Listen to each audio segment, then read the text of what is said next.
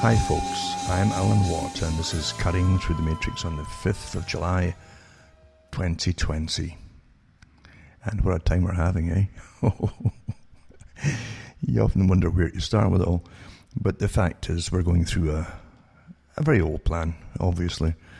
And I've spent years talking about it coming, including the preparation for a generation of the anarchists and rebels that would be turning on the adults, etc., and blaming them for all the ills of the world. And the fact that it's not the fact, but they're being trained that it's a fact that planet's just dying by misuse from capitalism, and the parents did nothing about it. You're all responsible. An old technique, of course, that communists have always used is to train a generation and then use them against everybody else to bring in the system, which is preordained by those in charge at the top. The ones that actually push for it at the bottom never figure out till it's too late. And it really is amazing to watch it all happening, isn't it? Because at the time when you're telling people what's happening, what we're teaching them in the schools, and brainwashing, because always use your tax money to brainwash your children so they can use them against you. Then it's people don't want to hear it. Most folk become liberal, you see, when there's a kind of peace in their society to an extent. There's never total peace in a society. If there is, then you're a tyranny, obviously. But you get a kind of semblance of a quasi-peace, and you can survive, etc. And when you tell them the bad news, what's happening, when they could prevent it all, they don't believe it, or they're liberal, and even the conservatives are liberal to an extent too. They're just children. Well, those children are burning your cities down and smashing and looting and trying to overthrow the whole system on behalf of something which they have no clue exists even, way above them. And of course they'll never fathom out at all that those at the top, the very top, the ones from the World Economic Forum, the richest folk on the planet, the real capitalists, are getting them to push for exactly the same agenda of sustainability, depopulation, who can breed, who can't breed, etc., and austerity for you at the bottom, rationing, all the rest of it, as we start to die off. They can't figure that out, eh? Of course they don't. They can't imagine anybody do, even though they're helping it along, is quite something else. And all they've been trained to do really is just destroy.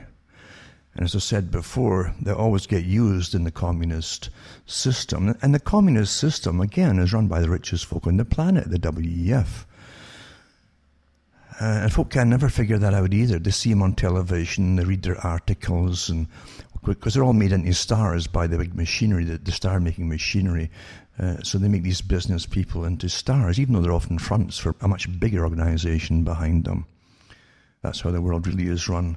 But those at the bottom, and the youngsters and the children, have been radicalized just to hate and want to destroy, and they can't really, they'll never see ahead at all what's really happening, even when it is happening. And they're the first to get removed by those who take over.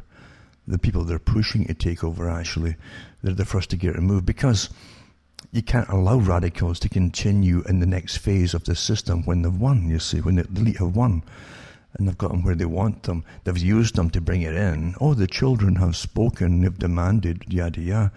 And then, of course, the ones at the bottom say, well, we thought everyone would be free, and we thought we'd have a utopia and free sex and everything supplied to us, and it's not happening, and the food would just be magically appearing, and it's just not happening here. And so they start to riot again, and that's when they get removed by those that used them in the first place. They never figure this out. That's what Yuri Bezmenov talked about too.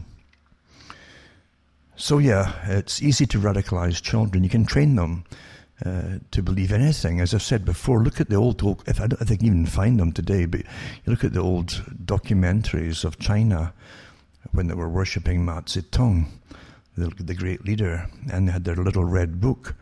It was a joke in Canada and in Britain at the time of the Liberal Party. John Chrétien used to wave his little red book about, and that was a little mockery of the ignorance of the people in Canada who didn't understand it. But the little red book, of course, was a communist book, and the children in In China would recite it like the Bible. You'd hear them all saying it in unison, chanting from the book as waved it and praised Mao Zedong. But yeah, the same thing is going on today. Don't forget, too, that Lenin said the same thing. They said that we shall rule and win by using slogans. And that's all they can chant, the slogans that are actually given to them. That white folk are evil. Even the white folk are shouting. The youngsters are shouting that. They've been taught to hate themselves. And that they don't even understand what's behind it. Most of them don't, that are shouting it, because it doesn't mean just white, it means the system of capitalism. And they call blacks white as well, and should be destroyed along with the whites, because what they mean by that in communism is capitalism. And any kind of freedom and small government, that's all classed under the guise of whiteness, you see. Rather than use just the anti-capitalist phrase, that's the technique of socialism.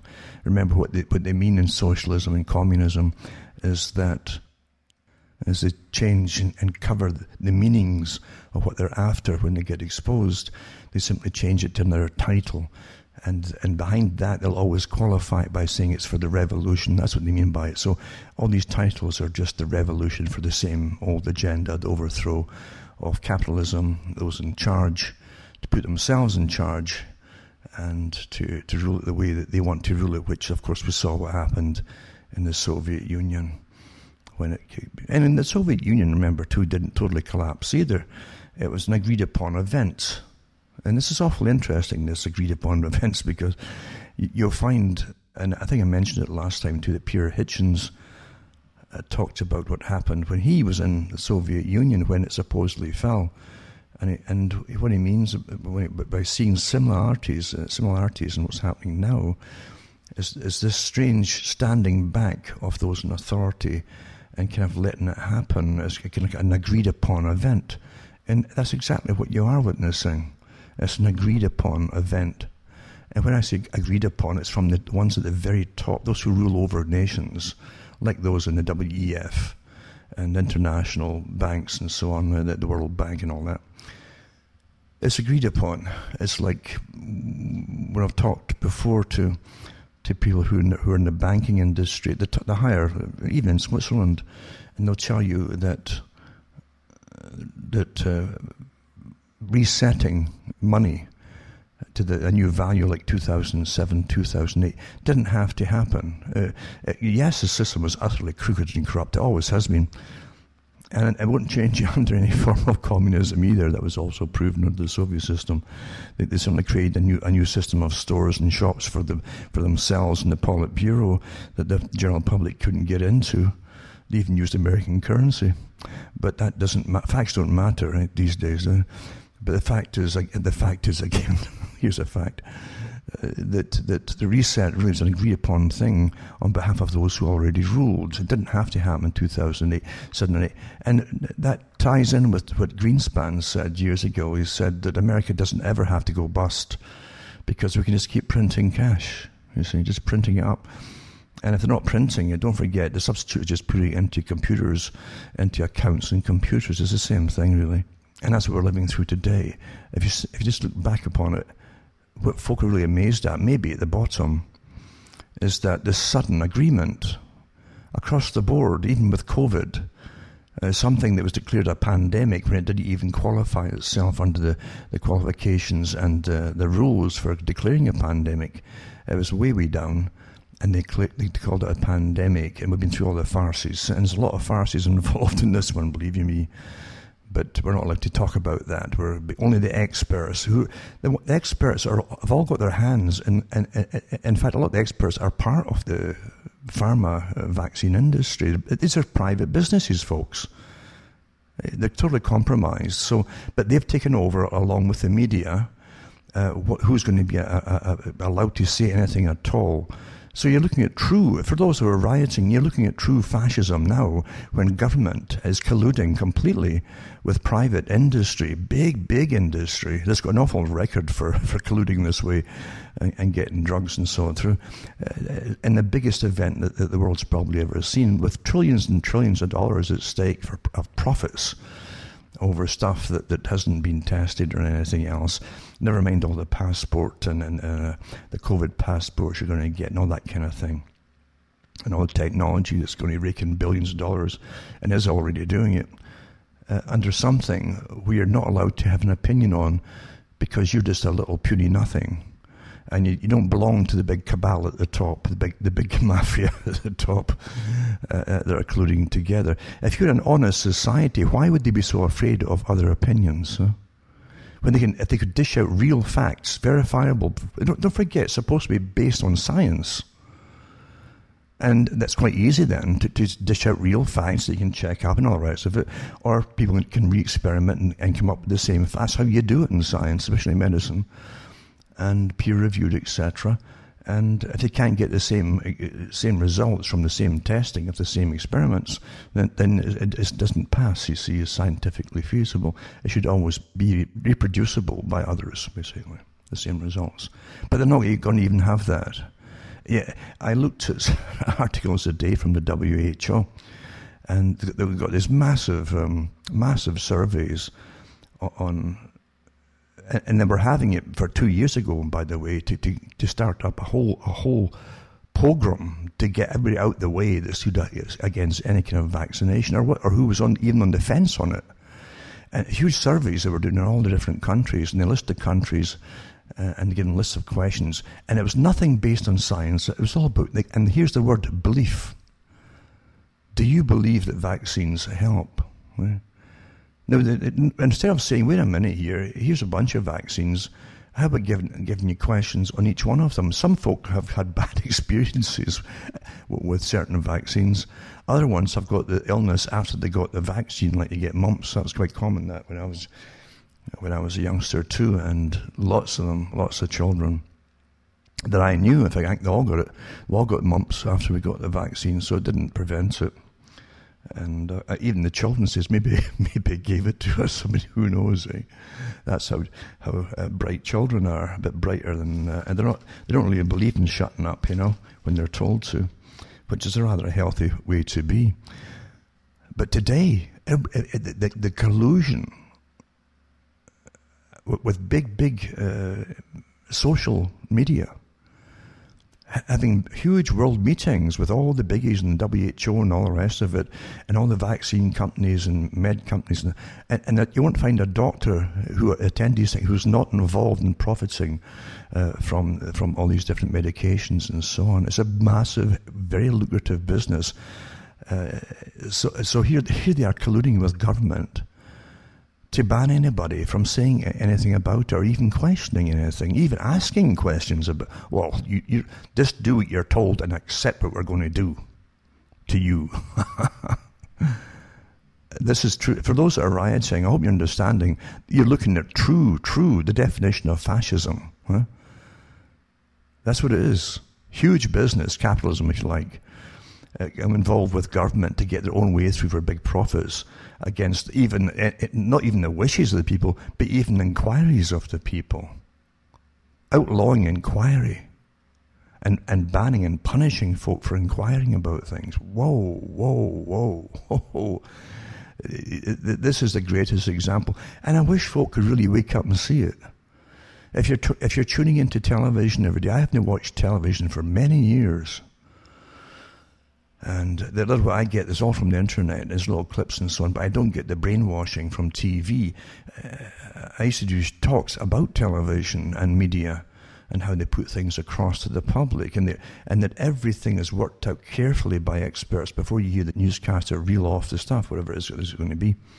And that's why you get the same, if you just scan through all the channels at news time, you'll get the same headlines given to you and the same opinions, like one-liner opinions in each one. Oh, that's by conspiracy theorists, and they'll all say the things in the exact same way. This is uniformity of media, and that's not free media. That's not true media. That's uniformity. That's really monopoly you're listening to. But experts, again, the experts in psychology and behaviorism work to put out those scripts and so on for the people to read. And it's just like school. School today is a great engineering system for engineering a citizenry. That's what you want. Say, like Fichte didn't want people to be intelligent and philosopher and so on. He believed school was there to dumb you down so you'd be good citizens and do what you're told. That was the idea behind it. And Bertrand Russell agreed with that, and he went further by talking about scientific methods of indoctrination. Today you have toolkits, and the teachers are all trained to use these toolkits in groupthink. So if the children ask questions and they're all sitting in a group, the whole idea is to bring them all to the designed or pre-designed answers that are all going to be given by the teacher. And what do you think, so-and-so? Well, I'm not quite sure about that. So the teacher goes into plan B, C, D, and E, and so on with individuals to get them to conform to what the pre-required opinion, or the pre-set out opinion that they're going to be left with. And it works awfully well with them. They'll try to praise the occasional person who asks a question and doesn't quite want to agree with it. So you praise them and say, oh, it's really clever. And of course it gets to their ego, and they want to be, they like getting ego patted. And of course they'll say, well, isn't it possible we can just go along with this at the moment, just presume that it's all correct? And they'll say, okay. And that's how you bring them into the fold. But then there's other ways too of really, and it's astonishing how successful these techniques are. Group consensus. And this is the key to it too. It's not individual opinions. If you truly live in a free society, you'd have many different opinions on the same topics. But when you see teachers become hostile, this is awfully important. Teachers become hostile with that cartoon type face that you would see drawn, and the hostile expression to the children. Then they'll never forget that, and they'll feel they've done something terribly wrong, and they'll feel guilty for having an opinion or a thought of an opinion or inquiry that's politically incorrect. And this is a danger that we're in today. It's been done for years now, this technique, and the children have all been taught to conform, right down to arguing and debate about whatever the topic happens to be can be put down as bullying, you see. And being forceful and clever about it means you're a bully, and so you might even get put on Ritalin or something like that to dumb you down and shrink your brain. So anyway, it's an amazing system. We've been living through this for years, remember, and you have no idea the scams. Again, with the big medical authorities, I've got the documentation too of the characters that first came out with the wonderful idea if a child was a bit hyperactive, and that's very, very vague as well, isn't it? When I was a child, almost every boy would be classed as hyperactive with energy. And young boys like to run and climb trees and things, and when they go to sleep in the afternoon or night or whenever they get home, they conk right out into unconsciousness. That's how it used to. That's normal. It's called normal, you see. And that's why they had so many breaks in school, was so they could run around. And they did run around, run all over the place, and climb the walls and so on. And then that made them, they gave them the ability to then sit in a classroom for another hour and a half or whatever. That's how it really was. But now, big medication is into that, the whole education system. And if a child, especially males, are a bit restless, etc., they can be put on some of these different drugs, like Paxil and all the rest of it, that really, really bring them down. And we've watched this. Do you realize the passivity of the general population? How they've been trained. The parents have been trained and trained and trained through countless articles paid by the big medical industries and drug industries. How wonderful these medications are. And documentaries galore. And with wonderful sounding names. It isn't just the American Medical Association and the American Psychological. These are private institutions. It's like Federal Reserve. There's nothing governmental about it, you know. These are private institutions. Really. They might be accepted by government as private institutions, but you understand that they're Bernays talked about this. It's funny, I heard a guy talking on the radio last week. My old talks on Bernays. But Bernays talked about how to set up front companies, or fronts for your companies, your private companies, to give credence to your company, especially for some expert type of system, where you need experts that would really, like the snake oil salesman you see in the old movies, doing really good snake oil parts of how to sell their elixirs and so on, or battery acid, and the booze, like the Bronfmans did at one point, to get when they leached the booze out of the casks from Seagrams. But again, that was snake oil, used by quacks and so on, and medicine is. And it's interesting to see the same techniques set up, because Bernays said, he says, you can always get a little front, a little office somewhere. It could be almost the size of a closet. It didn't make any difference. You give it a fancy title, American Society of blah blah blah, and then you put up a letterhead, get it drafted up and so on, and printed, and cards and all. And then you put up bits of news, propaganda pieces in newspapers, and you've got 4 or 5 different names for doctors or specialists and whatever that never have to appear anywhere. They just they're paid just to have their name on the letterhead. They get a stipend every month or whatever. And now it sounds very impressive, doesn't it? The American Institute for blah blah blah. With experts and top experts in the field of blah, blah, blah. And that's how things really go along. And we hear this all, and because we keep hearing names in terms like that, these names of organizations, we say, my God, well, that's the FDA, the Federal Drug Agency. Oh, wow. And then you've got all kinds of different institutions. And every country's got the same groups, actually. They all work with each other in other countries. But they're private agencies, really. Set up that way. I was rereading today, just out of utter boredom of what's going on in the world, a book on all of the history of the American Medical Association, and I'd heard the guy doing it, who put out some of these books years ago, and he had a good sense of humor, and he could really give a good tale, you might say. But he put the facts out there as well, of how a lot of the institutions came into being.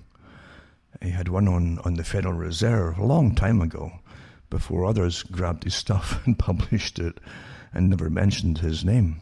And that was Eustace Mullins. He was hammered as a racist and God knows what else, because he wouldn't buckle under and shut up. But he literally was known in the Federal Reserve. They had his books there too. They used to buy all these books. They were so interested to see what was writing about him. And so they knew him, and he'd visit once in a while. But I can remember him giving a talk about the Rockefellers. And the Rockefellers, there's no doubt about it, belonged to a strange organization, very important organization, that set its front people across the world to monopolize energies and supplies and resources and things like that. Monopoly men is one of the terms used about them.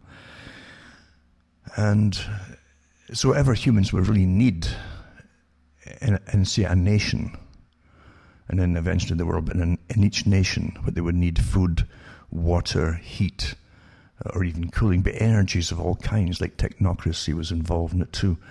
But energies of all kinds. In fact, one of the top members came in to see old man Rockefeller a long time ago, and Rockefeller adapted the principles of technocracy into his monopoly game.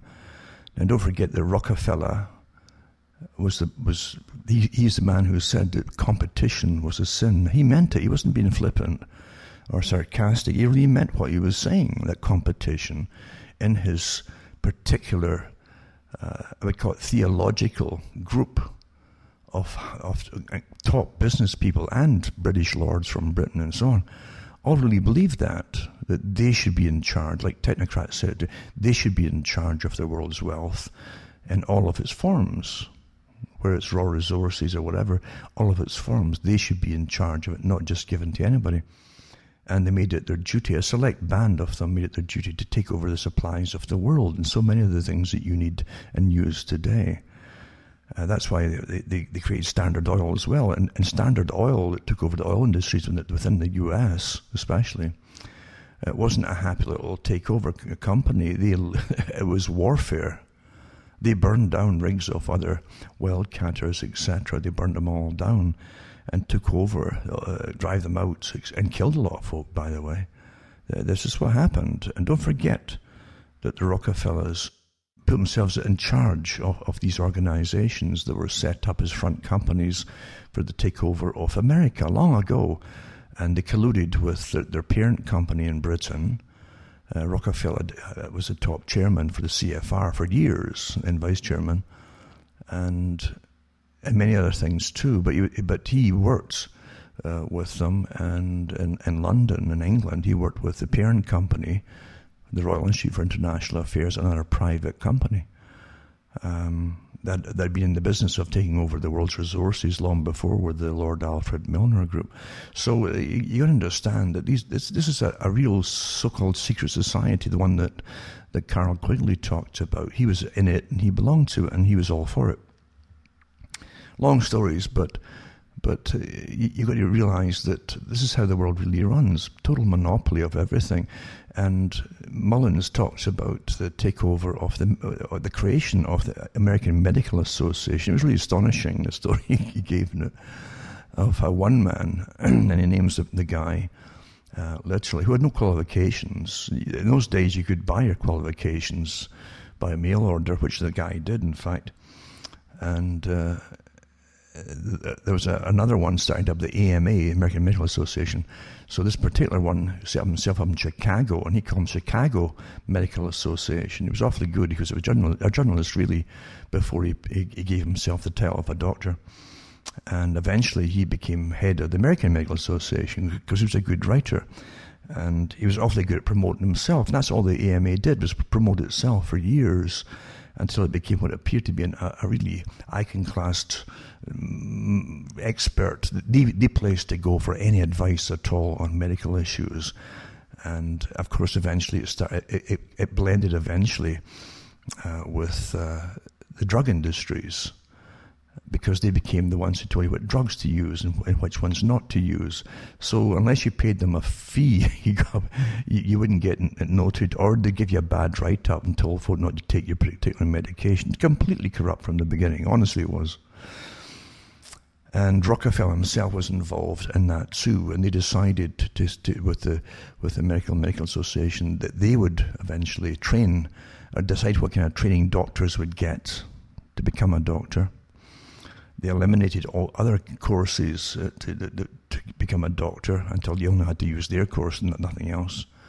And that reduced the doctors down to a much lower level, amount I should say, which increased their profits. They didn't want to. Again, monopoly men don't like too many folk involved in the profit industry, you see, their side of it.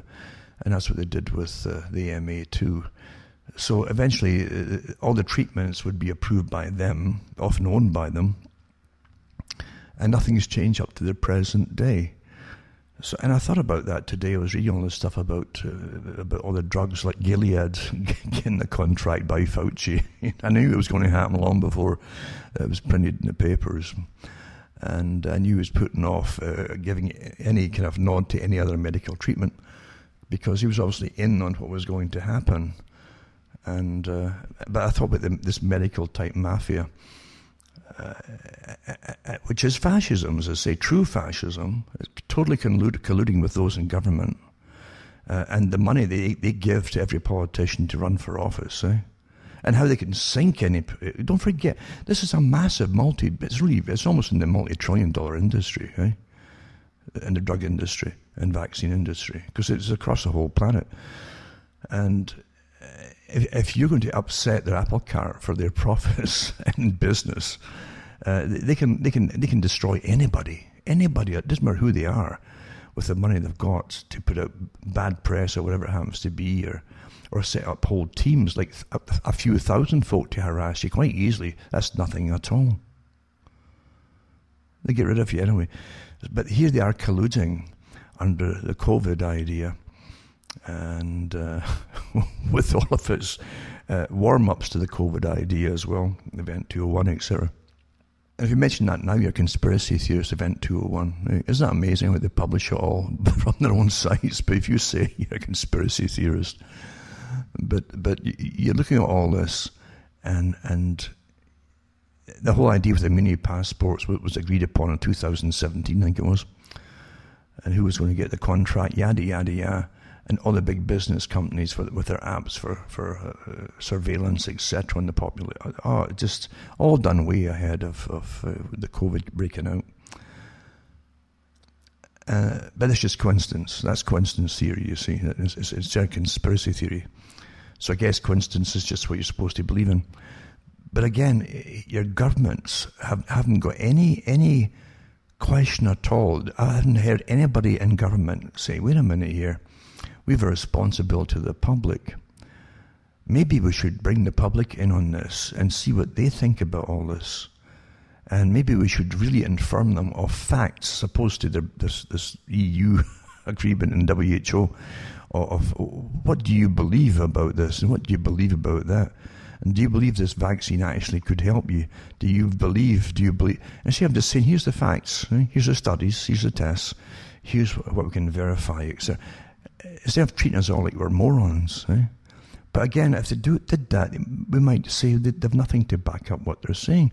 When that's all they've got is, do you believe? Huh? Do you? And then they'll punish you if you don't believe it. Belief used to be just for religious reasons. You know, do you believe in a deity? You see? But they're using this to try to get their whole plan through with their so-called polls on the general public. This is the closest you get to anything, is to be involved in a poll study. Huh? Do you believe that this might help you? What does Joe Public have a clue about any of this stuff at all? Never mind the time. If you could even get access to the voluminous, massive stack of information on study after study from all countries on coronaviruses as a beginning. But you won't even get that anywhere near, not even a condensed version, you see. No, you just get, what do you believe? And if you don't believe it's going to help you, you're going to be ostracized and you can't move or travel or go to work because of what you believe. Now, if you believe correctly and says, oh, absolutely, massa, I believe it, boss, then you might get to go, as long as you do what you're told and take everything they're going to give you. There's never been a time in history where this has been done like this. Never, never, ever.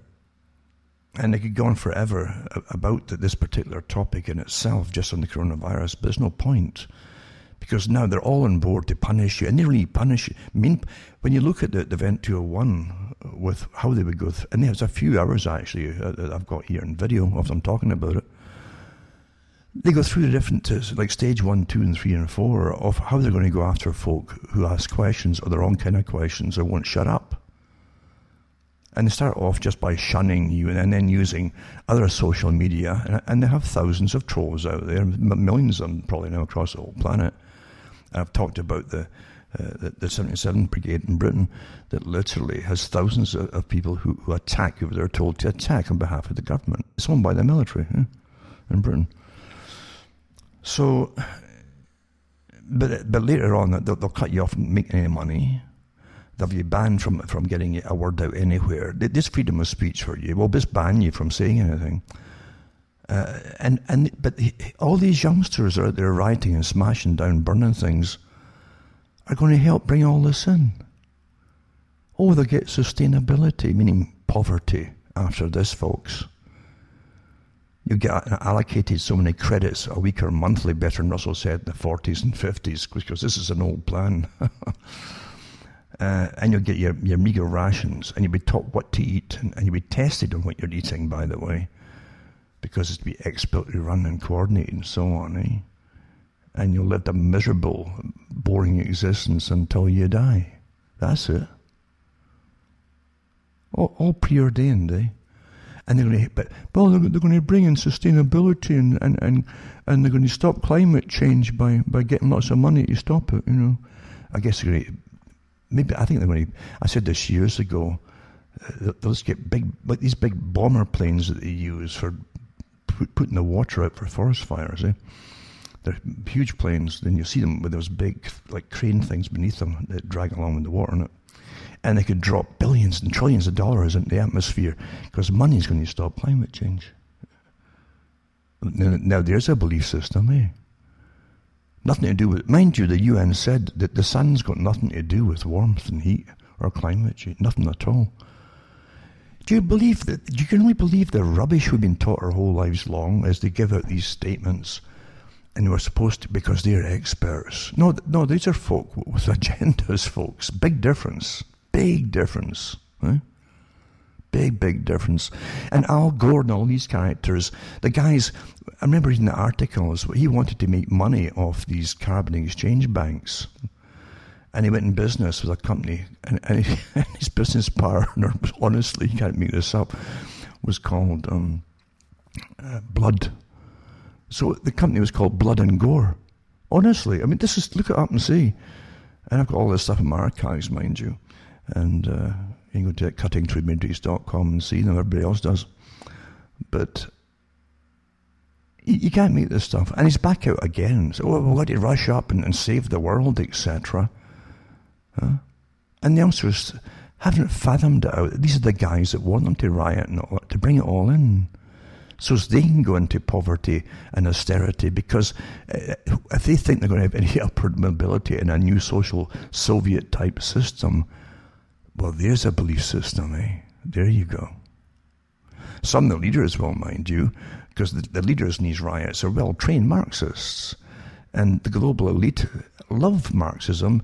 They prefer it. They had meetings about that. What kind of, if we had a Marxist system, as the Club of Rome said, without a non-democratic system run by experts like technocracy, then we can get things done very quickly. We wouldn't have to bother about having to justify it to the general public, whatever it happens to be they want to do. Just tell me to do it and get on with it.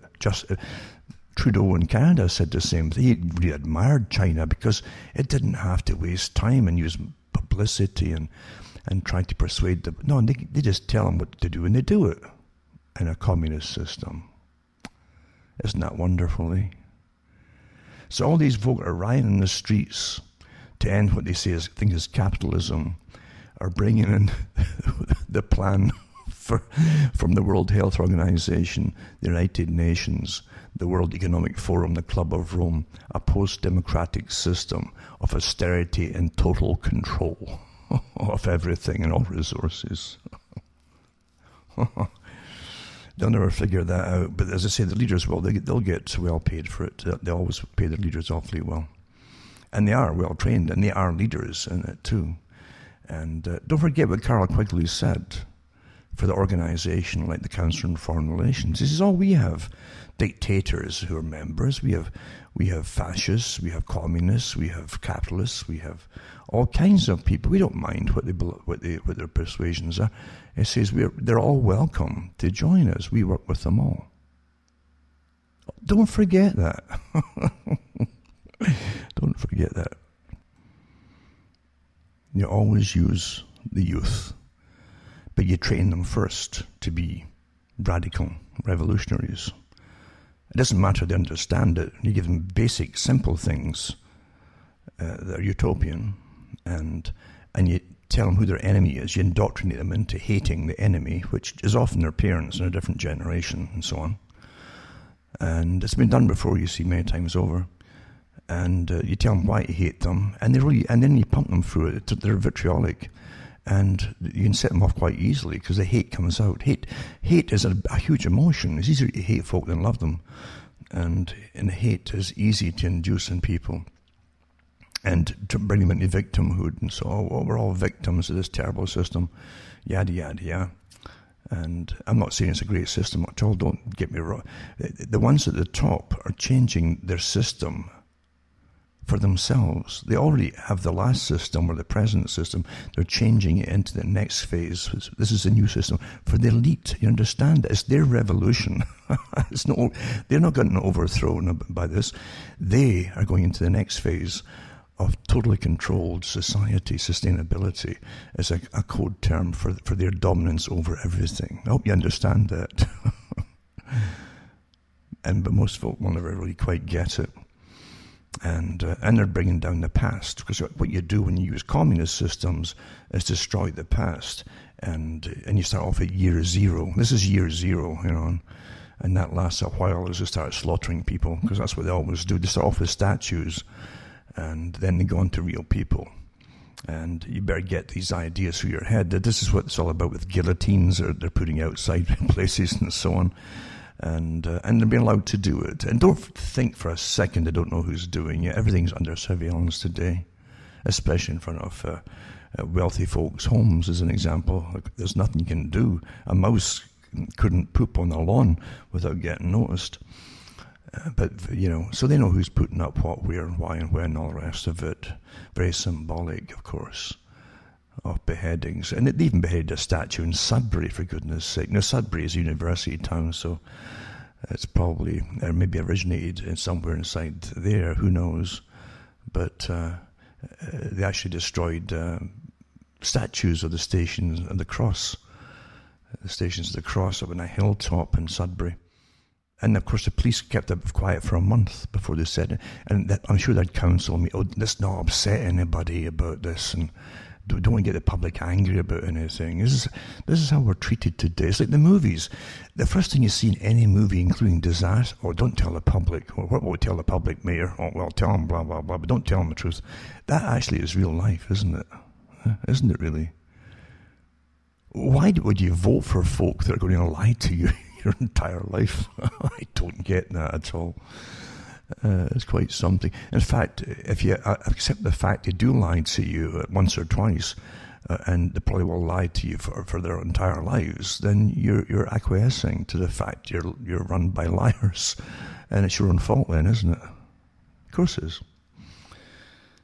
But anyway, they beheaded some of these statues, and that's very symbolic again. And of course, they go for the Catholic Church.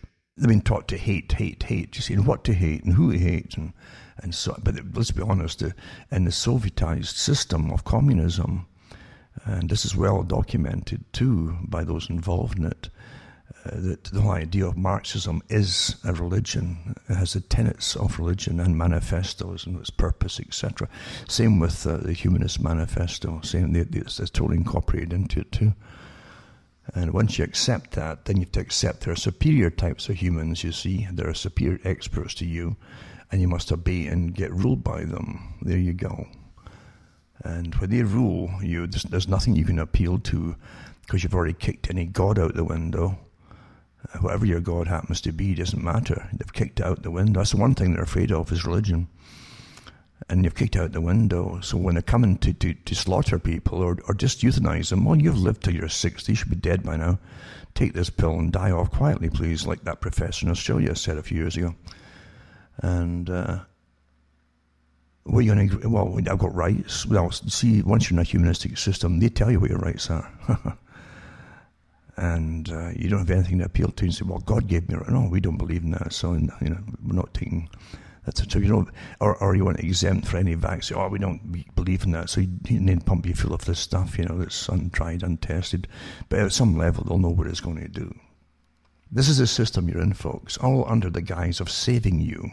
It's always this. The founding fathers in America said the same thing, that your rights are always taken away from you for the good.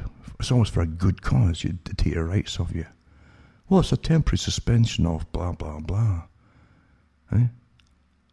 And then when they put chains upon you like taxes, it's a temporary war tax, or it's a victory tax, and it stays forever. Yeah. But there you go. And the corruption within a Soviet system is phenomenal. Because then you're a total atheistic society based on dialectical materialism. And they're still got, and when you've created a system of austerity and a form of equality when the bulk of the population are equally poor, you see. And no one wants to be, so the desire to get up the ladder, to get more goods and so on for yourself is even greater. And so all the worst types of psychopaths crawl their way up in these positions to get all the different goodies and so on. And it's depressing, absolutely depressing. When your gods become humans, you're done. I hope you understand that. Done. All our ills come from ourselves and humanity. And greed, etc. And when you glorify human experts, then you're really in trouble. Really in trouble. Don't forget that the eugenics movement is completely part and parcel with those at the top of the WEF. The whole Planned Parenthood in this long history, eugenics. Eugenics isn't just about breeding, it's about breeds of people, not just breeding. And they've targeted, and they know who they want to eliminate. Now they're trying to bring it into all the different groups, of course, to bring down all the population, except the elite within every population. And of course that was the same thing with Rockefellers, the good American, perfect American families associations that they had, where they had literally contests and write-ups in their magazines for the better families who had chosen their partners wisely, who were wealthy, etc., and were more stable for a few generations. And that's how they married each other. And so their offspring had more of a chance of being stable too and successful, yada, yada, yada. This didn't stop, folks. And Margaret Sanger and all these characters belong to this society. Another thing you'll never do either, once folk have been radicalized to hate, whoever they're given, it doesn't matter who, you understand that you're always given heroes. And when you've been given heroes, then you find out nasty things about them. It makes no difference to these people. They will never get, they can't think this person you must be just bad for saying what you're saying. So facts don't matter either. Again, even if you have books put out by the people you're talking about, it would make any difference. Once they're taught to hate, they're totally radicalized. And that's what the Soviet system talked about. They radicalized them, and then they'd have to eliminate those who were ultra-radicalized because they were now contaminated with radicalization. So you use them, you radicalize them, you use them, and then you must eliminate them, or they'll keep rioting even when you bring in the new system because they're not getting this vague utopia, because it's always vague and emotional, not factual. That's the truth of it, you see. But getting back to Peter Hitchens, when he talked about what he noticed, the similarities, and others, and I noticed it too, this strange stand-down attitude, which is a big clue because the Soviet system didn't just collapse. Those at the top phoned around all the different Soviet bloc countries, the leaders, and they told them to stand down on this date, and if you want to prepare to move or stay, it's up to you, and didn't even get advice where to stay or not. In fact, if there was other jobs, they would take over.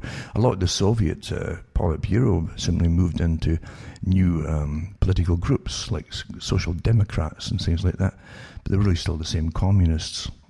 Don't forget that terms of belonging to are really ubiquitous to them, and they can shuffle them like cards. They don't care. They can put on a new face and call themselves whatever you want them to be called.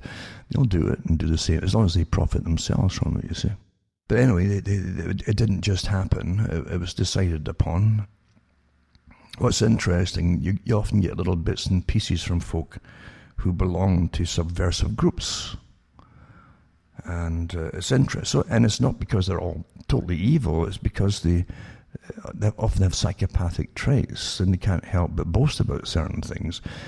Sometimes you get the greatest truth from a psychopath because when they've stopped pretending, because the game is up and being caught out on whatever they were after, they'll be quite boastful about their part and how they managed to con this and con that and do this and do that. They're very honest about it.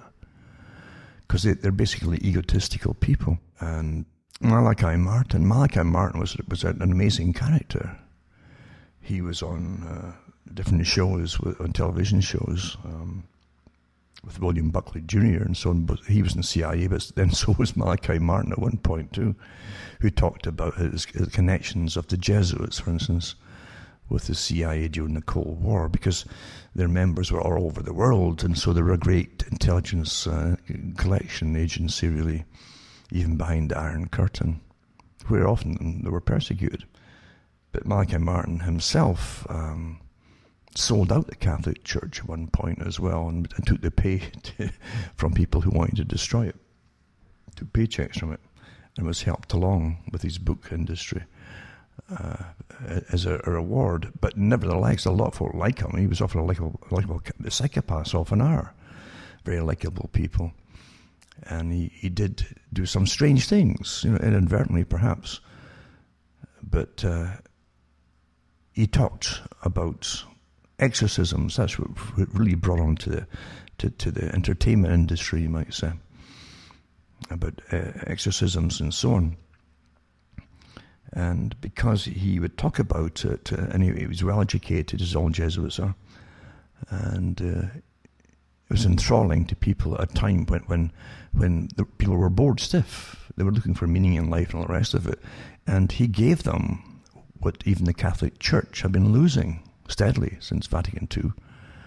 And that was a belief again in the true supernatural, And that's what religion had been losing, especially in the Protestant religion. Protestantism had looked at anything supernatural as just evil, and then eventually with its merging over years with science again, they became, I'd call them cultural Christians. They just attended because they were born into it, but they really didn't believe science. Science was their God, really, and they quote science all day long. But when it came to the supernatural, that can't be, blah, blah, blah, it's an aberration of the brain, blah, blah, blah, blah, blah, etc. But Malachi Martin, for a while, brought back something, probably inadvertently, that was sorely needed, because you do live in a world that really is pretty evil. And when you look at what happens with the slaughtering, the Hutus and the Tutsis, it was about 1994, I think, the Rwanda genocide occurred, one of the many that they've had there, and 800,000 people were slaughtered in 100 days by the Tutsi army from Burundi, and it was mainly the Hutus that were slaughtered in this particular genocide. And things like that, you can't really put a human description on it. Was it just purely human evil? No, something took them over. Of course, the scientists would jump in again, and you have those who study the different ethnic groups and anthropologists, and they would try and figure out why these folk just went bad and nuts and so. But for days and nights, all you had was chopping of machetes.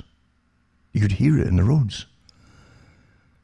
When the journalists were trying to get through in big, heavy armed vehicles to protect them, you could literally it was like a massive army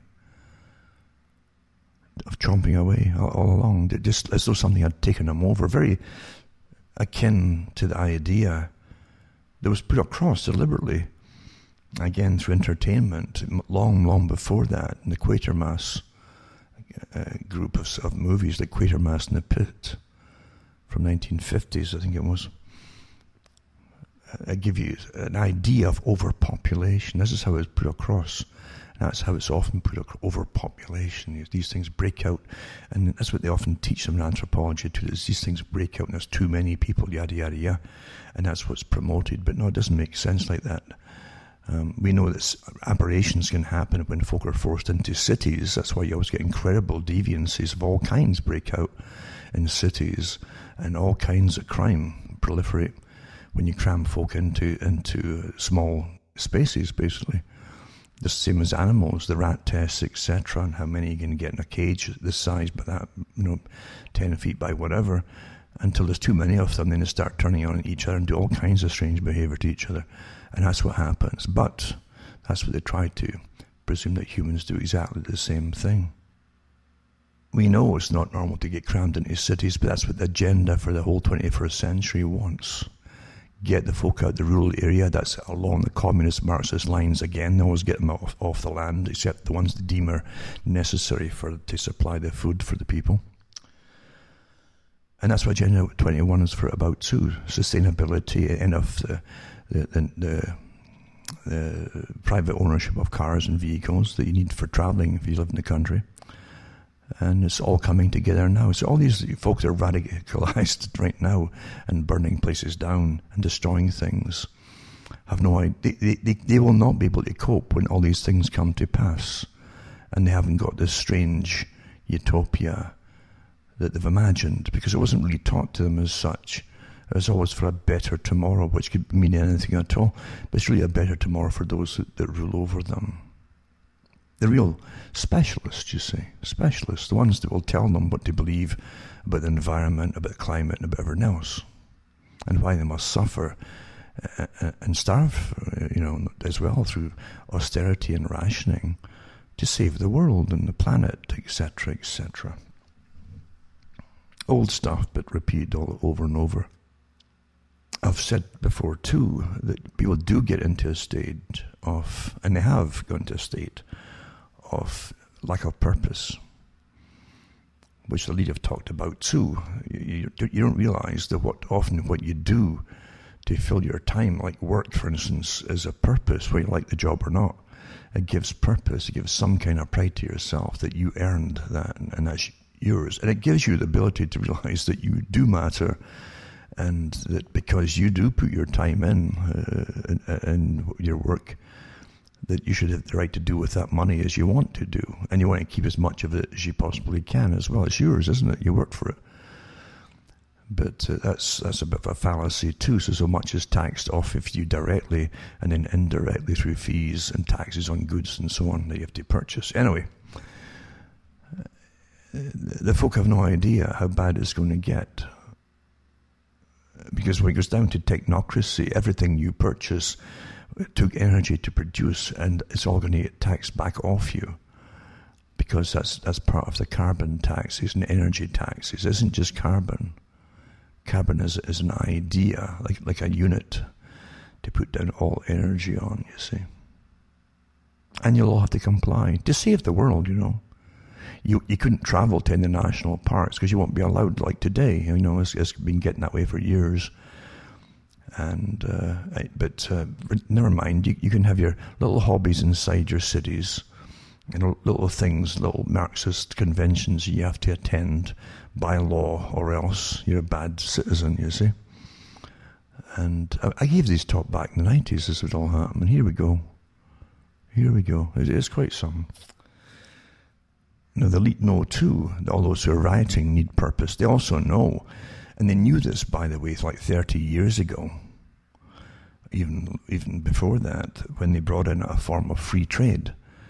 Then all your work would go to like China and the Far East, where it's cheap, you see, to suit those that you worship at the top. The good businessmen that are got star quality through the star-making machinery that you all think are wonderful, who talk about the environment and things like that, who own all the big industries and so on, and who are all for reducing the population of the planet and going into their fourth industrial revolution, as they call it, which they own as well. But it's fascinating to see that people haven't really got a clue. They're short-term thinkers. They want instant rewards for things. Even the rioters want that. And, of course, they won't get it.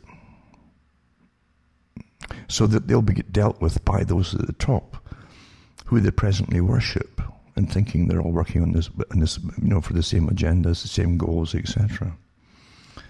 And that's what's unfortunately going to happen, because the elite are getting what they want one way or another. They've admitted that through the COVID idea, the total lockdown, the destruction of society and small businesses and private enterprise, through the total destruction, using COVID as an excuse, then all their goals will be accomplished. They're going to open up businesses like the multinational chains, which are already home, of course, and weren't even locked down during all this.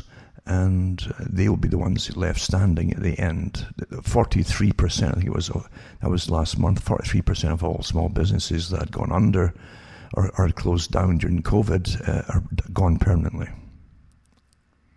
All pre-planned until you're left with a big... Again, it's like deja vu, but to me it's like looking back and repeating stuff you've done before. Because, as I said, there'll be nothing left except the big corporations eventually, across international corporations. That's what you've got. And then they have to be sustainable, so that they get rubber stamped as being sustainable because they own them at the top. They've got their shares and all. But you won't get that. You won't get that. Oh no, your little mum and pop store just won't be sustainable. You're destroying the environment. Do you know how many ants live under your doorway there? That doorway and that pathway is going into your door in that little store there, and you're crushing them. You're crushing life with them each time you walk over the threshold. You try and argue with that. See, facts don't matter, but you're not sustainable. And what you sell isn't sustainable or necessary. They've deemed, under the COVID excuse, they've already deemed what is necessary and what is not necessary. Huh? What is essential, what is not essential. What a scam. And the folk think it's all just happening by itself, like spontaneously in response to a nasty disease and And then the couple again with rioting and all that. Now comes Al Gore. Yes, we know why these children are upset. The youngsters. Yeah. Well, these are the same guys that gave you free trade and took all the work away. Do you realize that at one time Canada and the States was booming with factories all over the place? The countries could make everything they needed for survival, even knives and forks and cutlery and cups and salt, everything you needed, scissors, everything. Now it's all, you won't find anything made in Canada anymore, except debt. It's all made outside the country. And they called that interdependence, which is a lie from the beginning. They knew darn well what's happening today with being totally dependent on China was worked out before they signed all agreements with China. That's what I've often said. Why do people bother to vote? Why do they vote, James Goldsmith gave an incredible talk to the Senate on free trade. At that time it was with North American free trade and with Canada, the States, and Mexico. And he said what would happen then. It was a precursor, he said, to losing all your industry. And that's what's happened, folks. Right after that, they went off to China as well. But he gave a great impassioned speech, well documented, every topic he touched on to do with it. But the Senate passed it anyway, and a lot of the people lost their rights inside America right there.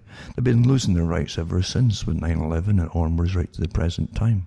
And ongoing wars, and then the mass migration of peoples who have no reason to love you after getting their nations destroyed with all the different Middle Eastern wars.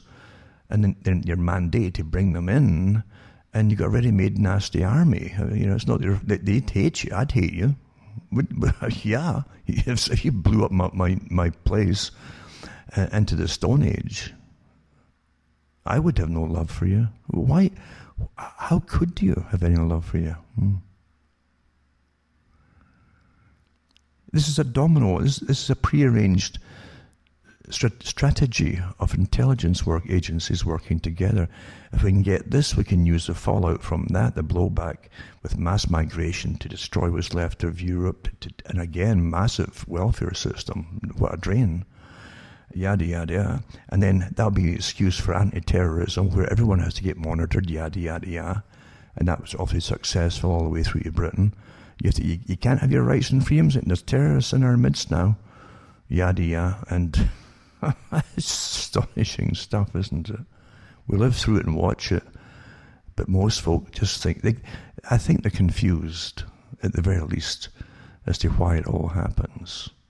Really. And even now, under the COVID thing, we've got all these articles about different people getting put up in hotels in Europe and Britain and elsewhere, and in Scotland. And they're recent refugees who have come in from all these countries during the whole COVID lockdown. See, when things don't make sense, there's not much real sense to be made on the story that you've been given.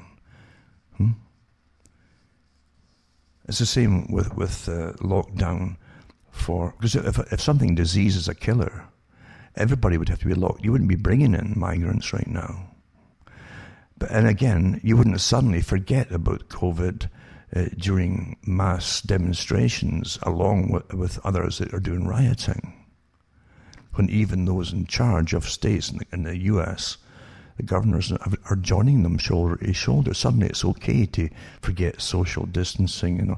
A very politicized disease indeed, eh? And as soon as it starts to die down a little bit there, they're right back to telling you to stay 6 feet apart or stay indoors and, come on, lock down your businesses again. Do you understand what you're living through here? It's the greatest show on earth. Truly. The greatest show on earth. And all the strategies and all the parts of the strategies are put up by folk on incredible salaries, which you all pay for. And all the intelligence agencies that work on these things, the NSA, the CIA, are all part of this whole big pantomime that's going to make you suffer, to change the system forever on behalf of those who already rule you at the top. Now, before I get into the actual articles themselves, I hate to say stories, although much of the stuff you get obviously are stories, eh? We're given stories. Histories are his stories. But that's all we have to go by today, is to try to fathom out truths between the lines, and again dissecting different parts of articles and paste them off on the other ones, and then you start to get really good pictures of what's really going on, what's behind the scenes and so on. And today you've never had such a great example of collusion of big powerful organizations, the real fascism, which is never mentioned today because you think that's normal. These are normal fascists, you see, that run the world, the WEF, etc., and the WHO, and all these things, these private companies and groups. That's quite something. But anyway, remember, folks, before I get into it, I should remind you to go into cuttingthroughthematrix.com. Look at the sites I have there and take note of them in case any of them go down. And remember, too, you can always see the latest post, even if it's not put up by others right away. You can hopefully get it at cuttingthroughthematrix.com. I try to get them all up on the Sunday, and or you can get it from the other people who put them up and you're used to, you know who they are, etc. It's up to you, but make a list of them anyway, because things are happening at great speed today, and you've got complete intolerance on a wartime strategy footing, in fact, against dissenters with this whole agenda right now, or even people who question it. You don't have to be actually questioning or just asking questions. It makes you a dissenter, right? You're supposed to be an obedient little comrade, you see, and do what you're told and believe, or else, or you're just bad for even asking questions, you see. And they're intolerant at the top because everything, their whole future for this whole new fourth industrial revolution system, helped along by the little Marxists at the bottom, they haven't got a clue really what's going to come out of it. It's not what they want, that's for sure. But the thing that they're getting helped by them to bring in a new system. We just can't go on in the old system. Here's a new one, and it's the one, as I say, that's post-democratic. It's the one that I've been talking about for years. I've done so many talks about it. It's just ad nauseum to me. But here you are going through it, and they're bringing a new system. They really are intolerant. They've closed down so many people already for asking questions, or even stating the facts that they put out themselves. Well, what they claim are facts by the ones at the top, and just repeating them. And then if you repeat them, you're bad for repeating them. Only they, being the experts, can say what they say, but you can't say what they said. Quite something, right? That's complete intolerance, of course. and is mandating an obedient society for what they've got in store for you, to keep you all safe, you understand. And in fact, there's an article out, I'll mention it later on, where they actually mention that, the WHO, there's two ways this can go, our way or the longer way to our way, and it won't be pleasant. Pretty well, that's what they're saying in a different phraseology, but not too far from what I just said. So remember, go into CurryandTradeMatrix.com, you can buy the books and discs I've got for sale, or you can donate to me. You can find out how to do it on the website. I'm going to bring in more payment methods shortly too, hopefully. Half of it for me is finding out how to do it. I'm not really into this whole idea of tech savviness, because the technology bores me now. It really bores me. And sometimes like a bit of peace and quiet than constantly adapting, as they call it in Darwinian terms. Oh, we're going to adapt or die to the next gimmick they're going to bring out. And the next gimmick, it's all preordained anyway. Everything that they're doing right now in the technological field was planned years ago, including the types of technology that's getting dished out now. It was used years ago by the higher groups. So buy the books and discs, donate to me, and I tell you how to do it. Checks are okay, by the way, and at the moment anyway, and you can still send even cash, and PayPal, etc. can be used, and it's up to you, because it helps me tick along, because believe you me, there's going to be fewer and fewer people who are able to say the truth as time goes on, and you'll be left with opposition monopolies. That's what I call them, the ones who are authorized to be the real to be the opposition, and everything else has been eliminated, you see. And you think they're still speaking for you, but they're really fronts for the agenda and political parties. I personally see the whole agenda right now with politics differently than what's being portrayed. I mean, I knew that politics was a con game a long time ago, and there's only one group running the whole show. There's no doubt in my mind about that. I've said before that they give you the illusion of freedom and choice by giving you parties to vote for. Quigley said it himself, Carl Quigley, who literally trained state departments for their roles in helping rule the world. He said the same thing, that the political parties, those at the top of political parties, maybe the president, vice president, and so on, maybe 3 or 4, maybe 5, well, from all parties, they're always members of our organization, he said. Always. He didn't say usually, he said always. And he says they have been for at least 60 years. And they wrote the book in the 1960s. And nothing's changed since then, but that's how it is. And so they always can steer the world along the agenda that they wanted to bring it to. And they use a dialectic technique with parties. But you have to really look at the different parties and where they want to go. And up until now, we've had no reason to think that all parties weren't colluding on the same course on the major issues with the United Nations, with the ongoing wars and perpetual wars, like they said in the military magazine years ago that I read out, that idea is to perpetual wars.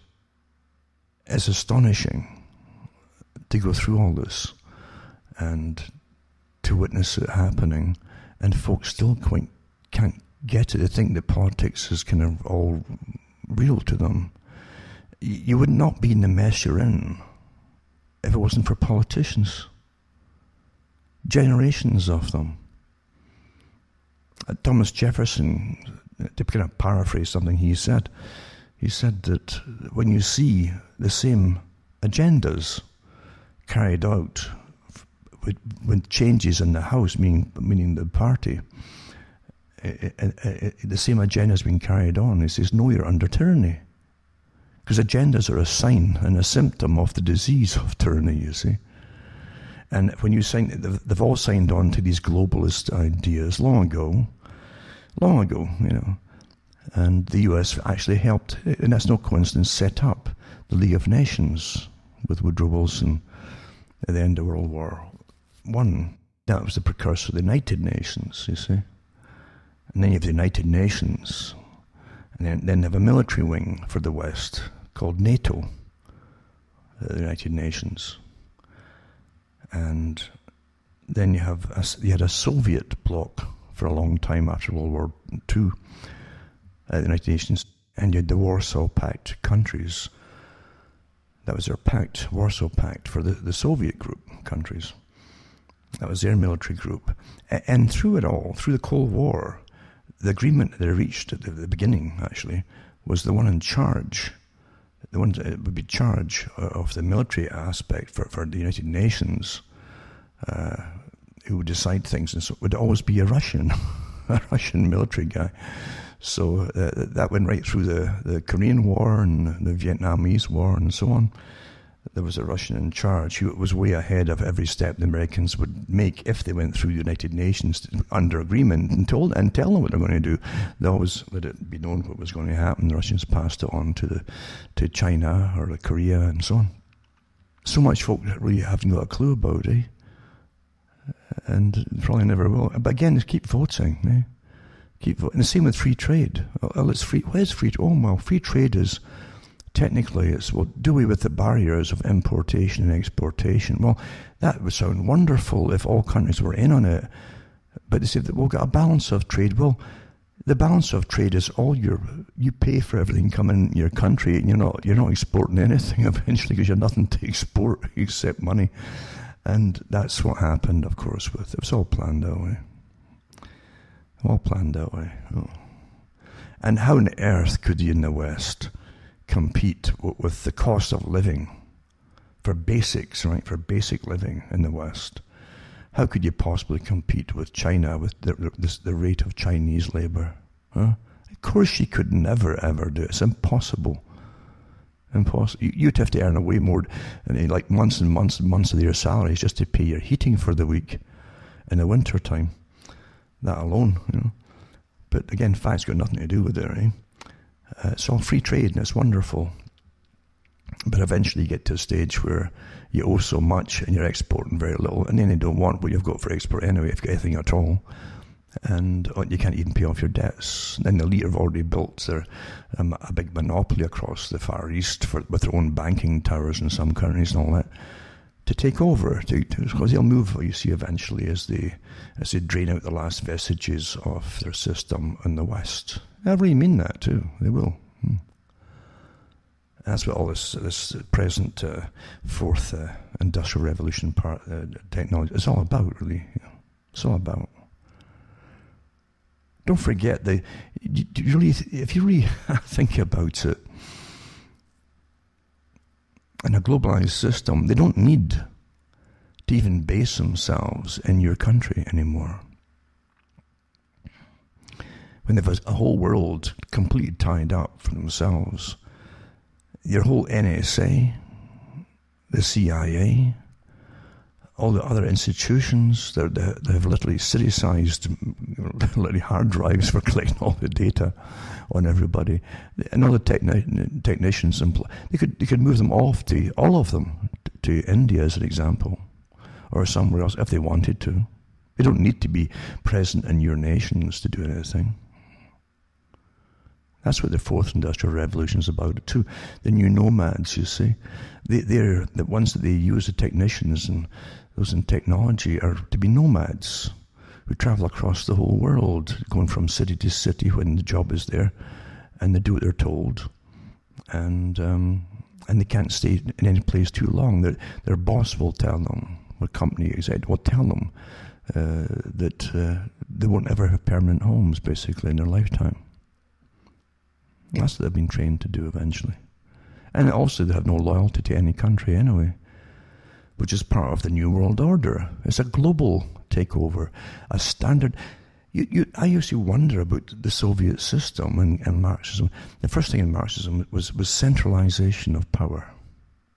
First thing. Didn't matter what size country or continent, we centralization of power. That's what the EU was for, centralization of power over all the other nations in Europe. That's what it was for, based on Marxism. Marx talked about that in his lifetime, about a united Europe with a centralized system and a trading bloc, basically. But he also talked about an American one to be set up eventually for the Americas. And that's what NAFTA was part of, you see. And then one for the Far East and the Pacific Rim. And it's all been done as well. We're living through it. Old agendas written, drafted out in the 1800s and implemented through the 1900s and the 21st century. And we're living through it. And you think it's all to end up where? Huh? They still have... No, they don't. They don't plan having you. Countries are just little...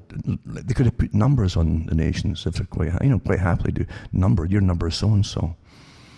And that might come one day if it's necessary for bureaucratic purposes. Who knows, eh? That might be. But most folk, as I've said before, they glide through life. I won't say float unless you're on drugs, but they kind of glide through life, getting bits and pieces or bits and bites of information, as Jack C. Lull said, through osmosis almost, not through really thinking things through and learning and studying, but little bits and bites from the controlled media. Of course media is controlled. You look at the monopolies of the Rockefellers and the group that he worked with the Council on Foreign Relations, doing surveys way back in the 20s and 30s to find out how many newspapers and magazines they'd have to control to standardize the news. Again, Marxism standardized the news. Folk cannot equate Marxism with the richest folk on the planet. It's odd when the richest folk on the planet will use any technique that's efficient for them. And of course, as I've said before, it's far more efficient now to change it into a post-democratic system. So you have to obey and do what you're told so they can ram their agendas through on behalf of themselves, not for you. And that's what you're living through. Quite some. So let's look at some of these articles here, right? Here's the EU one, right? And this article says, surprise, surprise, the European Commission has a roadmap on vaccination ready months before the COVID-19 pandemic broke out. Well, we know about this one last week, but I'll just reiterate this again. And it says the roadmap should lead to a commission proposal for I love these commissions, for a common vaccination card passport for EU citizens by 2022. It says last updated during the third quarter of 2019, when this was all done for the EU and the WHO together, right? The 10-page document, and I'll put links up, by the way, for those who want to follow it or redo it and on other shows, was followed on September the 12th by a Global Vaccination Summit, jointly hosted by the EC, European Commission, and the World Health Organization. Now, it's so wonderful, really. The European Commission is an unelected group that runs the European Union. They're unelected, eh? The Commission that's where the word commissar is from. It was modelled in a super Soviet system, and dissidents from the old Soviet bloc came out openly years ago. I remember putting articles up criticizing it for being a form of super Soviet system. And that's what it is. It's a European Commission, right? So here it is. It's really a non-democratic system, the EC, European Commission, and the World Health Organization. Again, another system you don't vote for. It's just allocated its power over you by itself. Under the header, 10 actions towards vaccination for all, everyone should be able to benefit from the power of vaccination. Isn't that wonderful? It's all to do with you benefiting and getting your share of it. You understand? It's not a company flogging its goods. It says the Summit Manifesto, and it's got a manifesto, laments that despite the availability of safe and effective vaccines, there's a statement right off the bat, safe and effective, eh? Lack of access, vaccine shortages, misinformation, and complacency towards disease risks, diminishing public confidence in the value of vaccines and disinvestments are harming vaccination rates worldwide.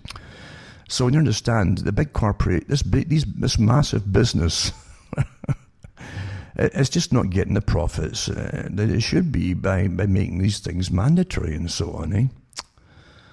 It says, and with them, arguably, the pharmaceutical companies' profits. In July 2017, for example, Italy made 12 vaccinations compulsory for children. In the aftermath, the prices of these very vaccines went up by 62%, from an average price per dose of 14.2 euros to 22.74 euros. The global vaccination market is currently worth in US dollars 27 billion a year. According to WHO estimates, it'll reach 100 billion by 2025, because they've got a lot of stuff they want to give to you. Since the EC, the European Commission, WHO Global Vaccination Summit, and this is what they do, also discussed a renewed immunization agenda for 2030 that falls in the big plan 2030. The big pharma's shareholders need not worry for the long-term performance of their stock. One ought really not to harm vaccination rates worldwide. There you go. So the manifesto of the Global Vaccination Summit goes on to list 10 lessons and actions needed towards vaccination for all. Each lesson is a germ of what the Italian neo-Marxist philosopher Diego Fusaro called the therapeutic capitalism. The wording is peremptory and leaves no room for nuance and debate. Adjectives such as all, everyone, indisputably abound. Statements in the conditional mood are absent. More than a cautious, scientific, inspired and open to doubt plan of action, the tone to protect everyone everywhere, to leave no one behind, is unsuitably messianic. What about those who do not want to be protected that way? In Germany alone, roughly 10% of the whole population, or 8 million people, are strongly against the corona vaccination. But let's look at what we can learn. And it goes through it more and more and more. It's not a bad article, actually. I'm sure it's completely verboten by now. But they go through different lessons, as I say. And lesson 4, tackle the root causes of vaccine hesitancy. And it's quite interesting if you've got the patience to read through it. I'll put the one up from the actual EU WHO from their own website on it. And it really is amazing. As I say, it's all to do with belief. Do you believe this? And it's all these polls are doing and so on. All to do with belief as opposed to giving you facts on anything. And it says, listen, tackle the root causes of vaccine hesitancy. Increasing confidence in vaccination looks like the blueprint for a major propaganda campaign, one that foresees, we read on the EU roadmap on vaccinations, the development of e-learning training modules targeting GPs, general practitioners, and primary healthcare providers, focused on improving skills to address hesitant populations and promote behavioural change. So once again, they've got the psychologists on, the ones who prompt you, how do you get the folk to accept things that their common sense tells them that maybe they don't want? This is what it is. Science, psychology and behaviorism and neuroscience and these prostitutes that have no qualms about changing your mind for the greater good. And you never know that you didn't even change your mind by yourself. It's all done for you. And lesson 5, harness the power of digital technology so as to strengthen the monitoring of the performance of vaccination programs. And it raises, in times of tracing apps and electric wristbands, legitimate concerns over the further encroachment of technology in our lives and bodies. It's really dictatorial. I mean, the actual articles from the EU itself, the actual stuff they put out from the EU, and I'll put it up as it say, in Vaccines We Trust, that's part of it too, this joint agenda from their own website. And that they had the head, they've got anybody here on board with this thing, honestly. But Jason Hirsch is the public policy manager at Facebook. He's there completely on board talking about the fact they're going to censor anybody who's against this or doesn't agree with it. And so, this is fascism, folks. This is real fascism. Multinational, multi-billion-dollar corporations of the drug industry. Everybody who's going to profit all of this, along with members of government and social media, all their media communications technology, all on board to make sure that you haven't got a say in what they want to do with you. This is incredible what's happening. This is just, and they're going to silence you for noticing it. This is real tyranny, folks. Incredible tyranny. I wish folk could really understand that.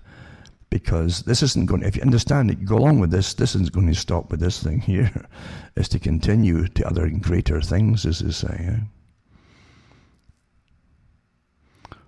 And their own website is to conclude the summit, the European Commission and the WHO jointly published 10 actions towards vaccination for all, setting out priority areas for future collaboration. So they're not finished yet. And the Commissioner, Vitenis Andriukaitis, thanked participants for their commitment to building an active community that can solve the problems identified during the summit. Well, the problems are the public. This is what they mean here. It says, if we are serious about overcoming these challenges, we need to act as one. Well, there you get, there's your totalitarian sit. We've got to be like one, you know. We can't have you all thinking your own thing here. We're all going to work together as one. Where have you heard that before? In tyranny, in tyrannical systems. It says this is only the first step. You're not kidding, eh? Today must be a watershed moment against vaccine-preventable diseases. He said, if we fail to act, we are condemning the most vulnerable in our communities. Oh, come on here. Most vulnerable were absolutely put to their deaths with this latest nonsense of putting infected folk into old age homes and so on. Come on here. And then putting them all on ventilators. Huh? The most horrible crimes are committed by people who dress in suits and ties, well-dressed, who I call it reeking, the reek of wealth. And with their wonderful education, they can put things across. But it's all written for them, mind you. They never give impromptu talks or anything. But they can really charm, because they're psychopathic. They can charm everybody. But here they are, you know. It's astonishing what's in your face if you care to look at it. But you're looking at tyranny, folks. And always use all these bleeding heart stories they come up with, the reason we're about to help. We're here to help. Raking in trillions of bucks is not your reason for helping, is it? It says Joe Searle, Managing Director of Global Policy and Advocacy, Bill and Melinda Gates Foundation, discussed how the legacy of the global polio eradication initiative could be carried forward to advance global health. Remember, Bill Gates before was still getting sued, I think, by India and other places for bringing a new type of polio out in the wild because of the oral vaccine that his group were distributing. And then they found out, and then they created literally a new, wild, untamable form of polio was spreading. They never tell you the downside of anything, eh? or the effects on some people. They never go into that. Never ever. But this is about how they're going to overcome and conquer the planet here. This is what this is. That's what it is. For disease, literally, that they're admitting, even still admitting, coming out, and they can't squash it all totally. The fact that the disease literally doesn't seem to be killing folk like they foresaw at all. The COVID itself. Don't forget, COVID is a variety. There's stacks of different kinds of COVIDs. Right? They give them numbers, and most of them are pretty harmless. This one here supposedly was harmless until it got out of a lab. But again, we're not supposed to mention that anymore either, even though you've got the data of what lab first got the thing, and then using its gain of function made it into supposedly a more lethal variety, more virulent variety. But even now, they're putting everybody down who dies with it in their system as dying of COVID, even when the doctors say no, they're not. They might have COVID in their system, but they're not dying of it. But facts don't matter. Do you realize this is a whole big agenda?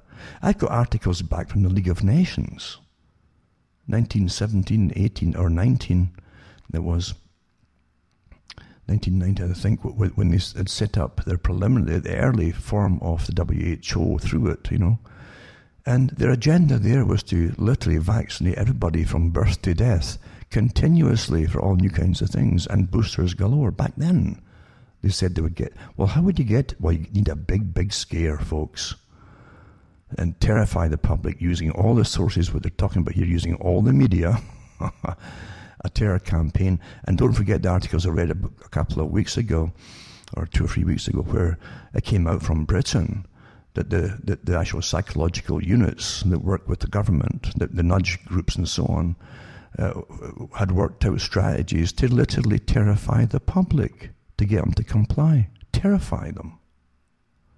And it says to exacerbate and increase anxiety amongst the public by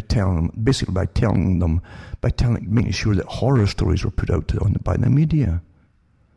This is fact. This is not make-believe here. I've got the articles to prove it from themselves. And here they're at it again in a bigger way to do it to the whole planet. It's just astonishing. Yeah?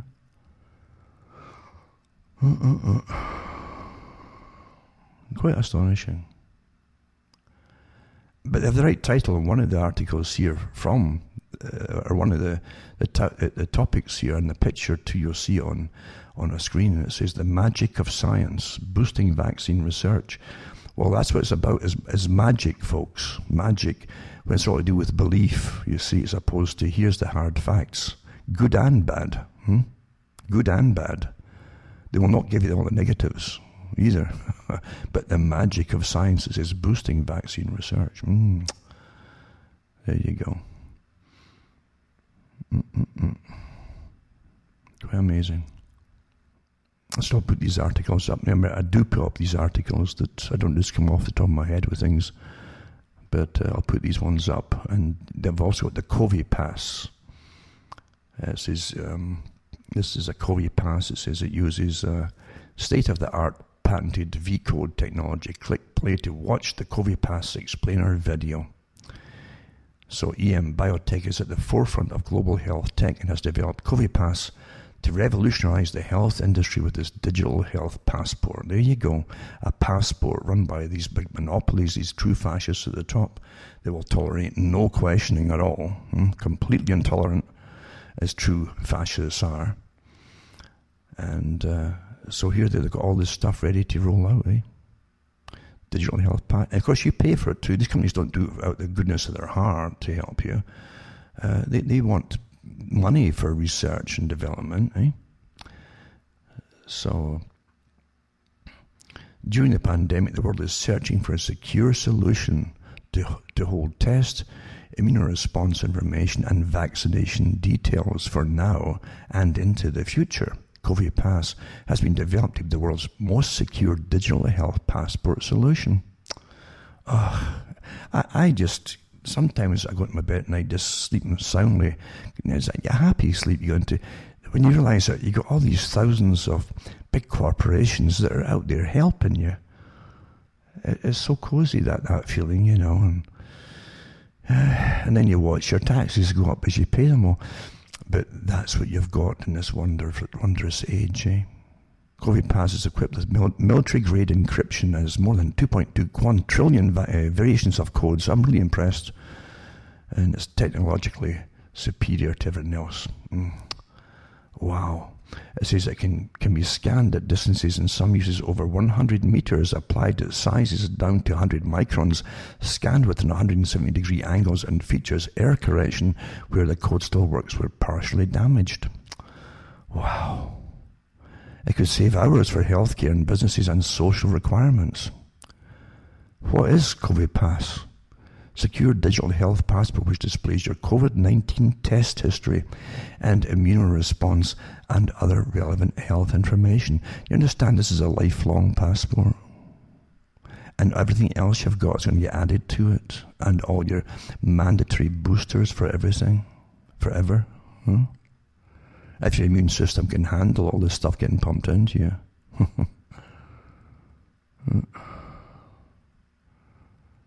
So I remember reading years ago, the actual articles, I can remember them, when it talked about the Cold War. The Cold War, my God, it's going to finish now, and what are we going to do? And it says, well, all the research and developments that work with military-industrial complex will have to go into surveillance, you see.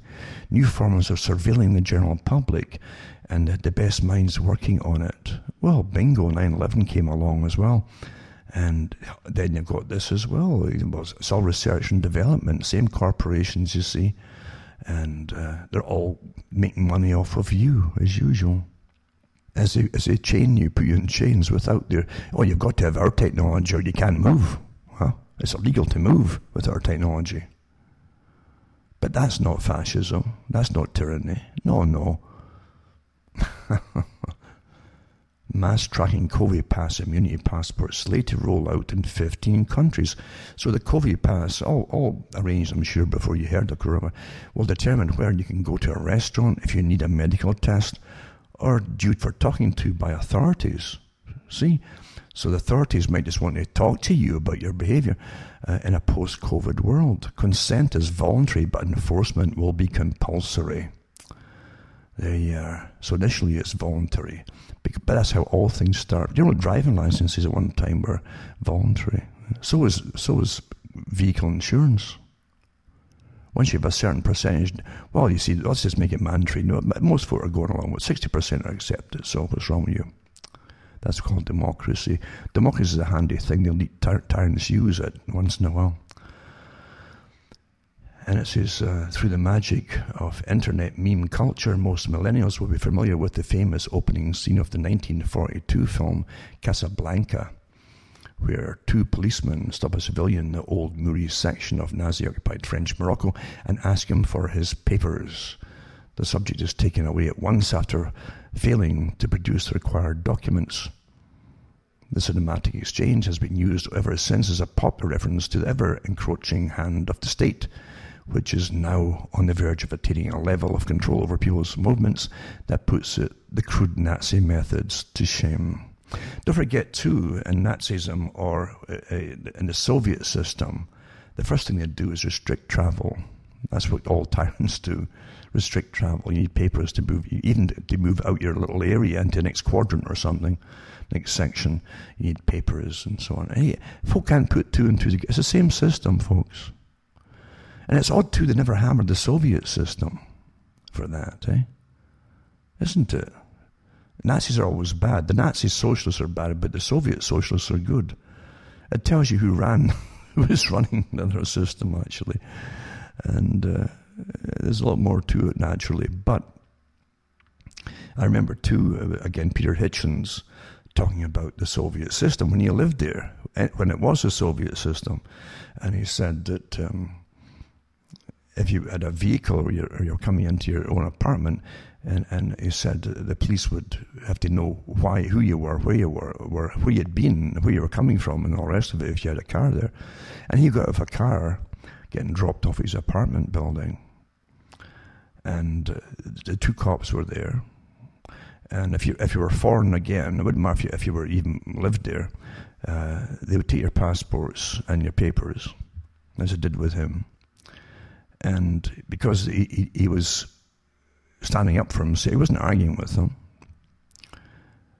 I guess he didn't bribe them, because eventually things would get so corrupt you have to bribe everything in a Sovietized socialist system to get things done. That's a fact, folks. Even if you see a doctor eventually, you have to bribe receptionists and all that to get an appointment. And Peter Hitchens was standing, and the cop, with disgust, it was raining too, just threw his papers and passport into the gutter. And then the cop says to him, "And where are you going anyway? Where you live?" So I'm going to that building there. It was the same building that one of the top political bureau politicians lived in. When they realised that, the cop picked up the stuff, tried to shake off the water, handed it back, and walked away right off the bat. That is totalitarianism, where everything is who you know. And if he wasn't in that building, his papers would have lain in the street and disintegrated in the water. That's the system you want to bring in here. Of course, we do it with a humane face, nice smiling face, done properly on television, you see. And it's for your own good. Just obey. Just obey. For the greater good. We're all in it together. It's a British cybersecurity company in partnership with several tech firms is rolling out the COVID Pass in 15 countries across the world, a digital health passport that will contain your COVID-19 test history and other relevant health information. According to the company's website, the passport's objective is to safely return to work and resume social interactions by providing authorities with up-to-date and authenticated health information.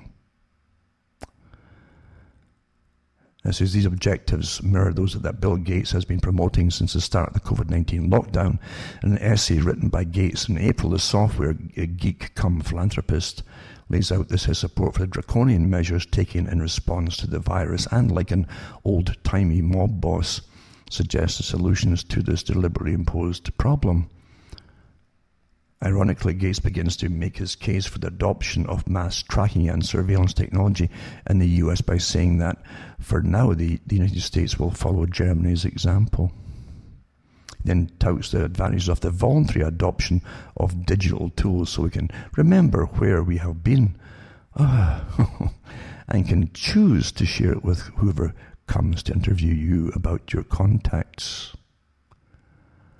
Remember, too, that for years ago, and I put the article up too, that I think it was the woman Theresa Tam, who was the head of Canada's health, an appointee, talked quite happily about the fact years ago on an interview on television that they could use identity bracelets, electronic bracelets that would tag you if you know. This is I just rolled off these.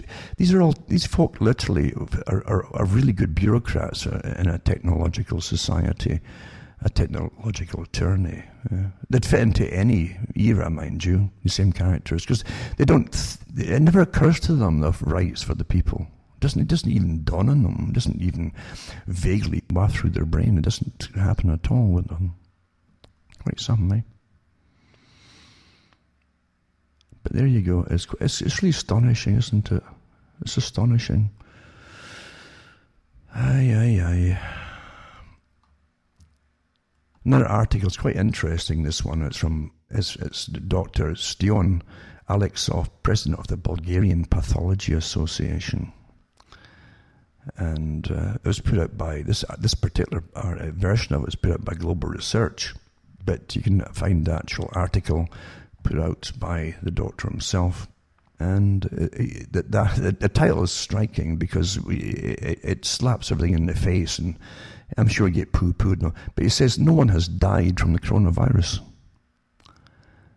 He's a high-profile European pathologist, is reporting that he and his colleagues across Europe have not found any evidence of any deaths from the novel coronavirus on the continent. He called the World Health Organization, WHO, a criminal medical organization, for creating worldwide fear and chaos without providing objectively verifiable proof of a pandemic. Another stunning revelation from Bulgarian Pathology Association President Dr. Alexov is that he believes it's currently impossible to create a vaccine against the virus. He also revealed that European pathologists haven't identified any antibodies that are specific for SARS-CoV-2. The stunning statements raised major questions, including about officials' and scientists' claims regarding the many vaccines they're rushing into clinical trials around the world. They also raised doubt about the veracity of claims of discovery of anti-novel coronavirus antibodies, which are beginning to be used to treat patients. And it says novel coronavirus-specific antibodies are supposedly the basis for the expensive serology test kits being used in many countries, some of which have been found to be unacceptably inaccurate. And they're purportedly key to the immunity certificates coveted by Bill Gates. They're about to go into worldwide use in the form of the COVID pass in 15 countries, including the UK, US, and Canada. And it says Dr. Alexov made his jaw-dropping observations in a video interview summarizing the consensus of participants in May 8th, 2020, European Society of Pathology a webinar on COVID-19. The main 13th video interview of Dr. Alexov was conducted by Dr. Stocho Katsaroff, chair of the Centre for Protection of Citizens' Rights, and so it's a strange thingy, protection of citizens' rights, it sounds rather alien, in Sofia, and a former Bulgarian Deputy Minister of Health. The video is on the BPA's website, which also highlights some of Dr. Alexov's main points. I'll put these links up, by the way. It's actually in the article, I know the links. We asked a native Bulgarian speaker with a science background to orally translate the video over into English. We then transcribed her translation. The video is here, so you've got the links here, and the English transcript is there as well. It says, among the major bombshells Dr. Alexov dropped is that the leaders of the May 8th ESP webinar said no novel coronavirus-specific antibodies have been found. And it should be, you see, this is a part of it. If there is a virus, right, and people have recovered from it, you'll have antibodies. By the way, it's not unusual. There are thousands of viruses out there that you're completely oblivious of, happily. And most of them don't do any harm unless they get them into these labs and they put gain of function and make them rather dangerous. That's what gain of function does. But they go through your body all the time, all these different viruses.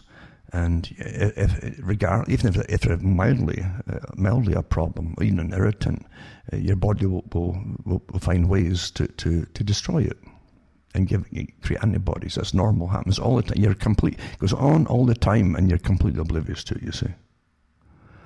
Just like the coronavirus, they say at the moment that even though their rates are rising, it's because they're doing more and more testing on a daily basis. And a lot of these test kits, by the way, give false positives as well. That's another story altogether. But that's a fact. It's a fact they're putting out, they're admitting it. But it doesn't stop them giving you terrifying numbers all the time. But it doesn't mean that before you're getting ill and going into the hospital. Most folk are not ill. You see. So it really is like a test kit produced pandemic we've got. It's a terror thing of something most folk don't even know they've had. Because there's a big agenda. Don't forget, everything hinges. They've actually said it at the WEF, before this all happened, they would need to do something to make us all sustainable, because we're ignoring them and yada, yada, yada. And here it goes, they're using it all. Anyway, it says that, there's no coronavirus-specific antibodies that they can find in the blood.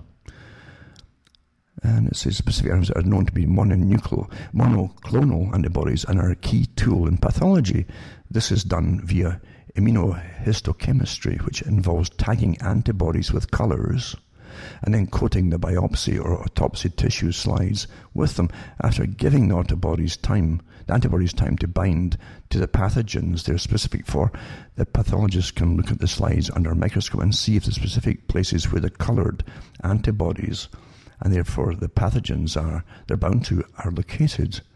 Therefore, in the absence of monoclonal antibodies to the novel coronavirus, pathologists cannot verify whether a SARS-CoV-2 is present in the body, or whether the diseases and deaths attributed to it indeed were caused by the virus rather than by something else, like heart attacks or strokes, or folk are dying of cancers too. And even they're dying of cancers, if they find it in their system even with a very iffy test, doesn't mean it killed them, you see. So it'd be easy to dismiss Dr. Alexov as just another crank conspiracy theorist, but after all, many people believe they're everywhere these days, spreading dangerous misinformation about COVID-19. That's the last articles I talked about, that according to Facebook, they're all on board with stopping folks spreading dangerous information and misinformation. In addition, little of what Dr. Alexov alleges was a consensus from the May 8th webinar is in the publicly viewable parts of the proceedings. But keep in mind that whistleblowers often stand alone because the vast majority of people are afraid to speak out publicly. And they really are. You're looking at a real mafia here. I mean, a real monopoly mafia in that whole industry. That forbids you even speak about it, or even inquire or ask a question about it, isn't it? They tell you just do one thing, obey them, and obey what they want to do to you. Also, Dr. Alexov has an an impugnable record and reputation. He's been a physician for 30 years, president of the BPA, member of the ESP's advisory board, and head of the histopathology department at the oncology hospital in the Bulgarian capital of Sofia. And it goes on and on and on. Another part of the same article says, in a June 9 off Guardian article, that the novel coronavirus has not fulfilled its Koch's postulates. And these are like commandments in this field, actually. The postulates are scientific steps used to prove whether a virus exists and has a one-to-one relationship with a specific disease, right? That's how you can, otherwise it's called a disease, and there'll be different kinds. No, you've got to find what kind it is. So we showed that to date no one has proven that SARS-CoV-2 causes a discrete illness matching the characteristics of all the peoples who ostensibly died from COVID-19. Nor has the virus been isolated, reproduced, and then shown to cause this discrete illness. In addition, on June 27th, off-Guardian article, two more journalists, Torsten Engelsbrecht and Konstantin Demeter, added to the evidence that the existence of SARS-CoV-2 RNA is based on faith, not fact. The pair also confirmed there's no scientific proof that these RNA sequences deemed to match that of the novel coronavirus are the causative agent of what is called COVID-19. Dr. Alexev stated in the May interview that the main conclusion of those of us who participated in the May 8th webinar was that the autopsies that were conducted in Germany, Italy, Spain, France and Sweden do not show that the virus is deadly. He added that with all the pathologists said, what they've all said, is that there's no one who has died from the coronavirus. He said, I'll repeat that, no one has died from the coronavirus. See, they might have had it in them, but it's not putting that, it's not what they call it. Even though it's not being put down now mandatorily by the cause of death, they're told to put it down. I say that's not what's killing them. Anyway, I'll put this up for those who want to peruse it. But again, it's not, every alternate point of view is just completely forbidden. I mean forbidden in this democracy, forbidden. You should all have the hackles in your hair up at this forbidden idea. Are you going to get punished for questioning something? Punished? In democracy? Wait a minute here, huh? WHO warns coronavirus pandemic is speeding up as countries ease a lockdown. I knew that would happen. I said that months ago. It says they'll give you a little break in the summer from a lockdown, which they did, very little. And then they'll say it's spiked again, lock you down again. Because they wanted to do that right off the bat. Fauci said it from the beginning. You'll be locked down probably right through to next year at least. This is all agenda. They got a big agenda to fulfill. And Fauci's like the front man for a massive multinational corporation. There's many, many organizations and corporations that make their living on this kind of thing. But again, he's also part of this big agenda of control for the WEF. Of course he is. Fauci is at the very least CIA. He's worked with all the big Bio4 labs, the warfare. These are biowarfare companies that work there too, folks. Oh yeah, we just want to see if this thing could evolve by making it evolve, you see, faster and making it more deadly to humans to see what would happen. So that's what biowarfare is. After the treaties and so on, they got to call it experimenting for healthcare instead, you see. You can't say we're making deadly diseases to kill folk. And he's in charge of all of this. He's also up there in the cancer industry, and he's also up there too with the Maryland group as well, and the Fort Detrick, definitely the Fort Detrick. And I've got the articles here where he was actually allied with the cancer institutes as well, and that's where the articles lead to Fort Detrick and his associations with them too. No, you don't get to that level of control without being way up yonder in the intelligence agencies. You just don't. Because wherever you discover, and he's got lots of patents out on different things, wherever you discover it's got military use. Of course it has. And you could not be allowed to exist without being one of them, because otherwise you get approached by outsiders and then you'll sell it to them. all the things you've discovered, right? And who voted for Fauci? Does anybody get to vote for Fauci or Bill Gates or anybody at the WHO or the United? No, you don't. So when you go along with them, you're accepting legally, you're acquiescing to tyranny, folks. There's no democracy here. So again, this article, CNBC naturally, is going along back to the terror campaign. Oh my God, the pandemic is speeding up as countries ease a lockdown. The worst is yet to come, it says. No, they're getting more positives, but again, these tests are so faulty anyway, and these folk aren't sick. That doesn't matter, though. Doesn't matter. They'll never back down. It's like the Bush campaign with weapons of mass destruction. They all have to parrot the same stuff. They're all sworn to it, you see. And all these folk that you're seeing are sworn to this agenda. To the bitter end, by the way. Another article here. It's so amazing. What's the first thing the communists want to do? Eliminate of the family unit and religion too, though. Right? End religion. That's it doesn't matter if it's them or any other tyranny. It's always end religion, because religion is an awful problem. The WHO said it too. A lot of other opposition was from folk who said that they wanted religious exemptions from vaccines, was to eliminate religion. That's an awful nuisance. This thing that you say gives you rights. This problem about rights. Who do you think you are, peasant? So here they go again. Singing in houses of worship are banned under new order from Newsom as pandemic worsens. And so it's California, naturally. I've said before that my mum used to say that all cancers, and she was talking about social cancers, start in California and spread out to the rest of the world. It's like it's a testing base for what's next. And PC and all the rest of it. Updated COVID-19 guidelines issued Wednesday by the State Department of Public Health required churches and other houses of worship to discontinue singing and chanting activities.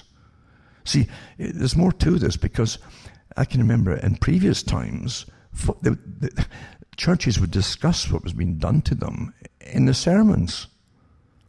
The preachers would mention what was happening, and the folk would get informed, and then they start saying together, no, to whoever it happened to be, no.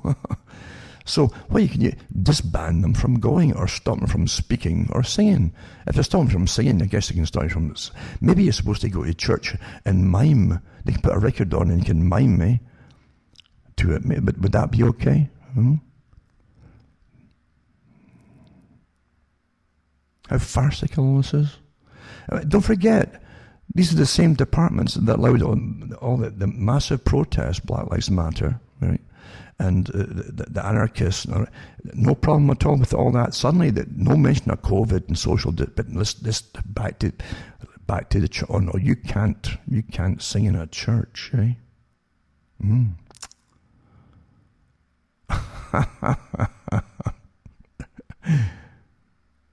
And here you go. See, here you go. If you can't get what they're digging at here, eh? It says, and previously allowing religious organizations to reopen in late May, right? Previously, the state merely said then that these institutions should strongly consider discontinuing singing, group recitation, other practices and performances. That was in. Health agencies such as Federal Centers of Disease Control and Prevention say shouting or singing can spread the coronavirus just as easily as coughing or sneezing. There's an awful shouting going on with all these protests, and I heard them singing out their different memes and mantras and everything, slogans, right? That was okay, though. It's a very politicized disease, this, isn't it? It says California's health department agrees as Governor Gavin Newsom begins tightening protocols during a resurgence of the pandemic. No, it's not disease. The folk aren't getting sick with it. It now says singing and chanting are outright banned. There you go. There's your tyrannies, folks. I guess you can you still speak? Maybe you have to all learn sign language. Huh? as your masters tell you. It's not meant to be logical, you understand. This is a technique that throws everybody off. It's not meant to be sane or logical. Again, I think it was Bananas that did that movie that when the Comedians was in, and he ends up joining some revolutionary army as a comedy, and at the end, the guy they're following, when they win, the first law he passes is, right now everybody must start speaking Swedish. This is in Latin America, and wear their underwear on the outsides of their clothing. It's not meant to be logical. It's meant to throw your brain off out of whack. Okay? This is a technique, by the way. It's really a fact. It's a technique. Activities such as singing, chanting, negate the... I guess chanting, if it's maybe just slogans for riots and stuff, maybe that's all right. Okay? Singing, chanting, negate the risk reduction achieved through 6 feet of physical... That schoolgirl came up with a computer. Because Daddy worked with the military-industrial complex, and he must get his daughter noticed so she can get into Harvard or somewhere like that, I suppose. Another computer modulation. Oh my goodness, 6 feet of distancing. A very mathematical disease, eh? At 6 feet, it hits an invisible wall and drops to the ground. Boom. There you go. Regardless of breezes or doors opening and windows open, there you go. There's magical thinking for you. This is all magical thinking. That's what magical thinking is.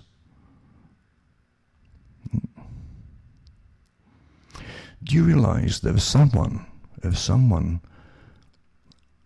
went a bit off, a bit manic, as it'd say, a bit hyper, bipolar, or a schizophrenic, started doing odd behavior and got noticed and brought to the attention of authorities, they would write these things down to them,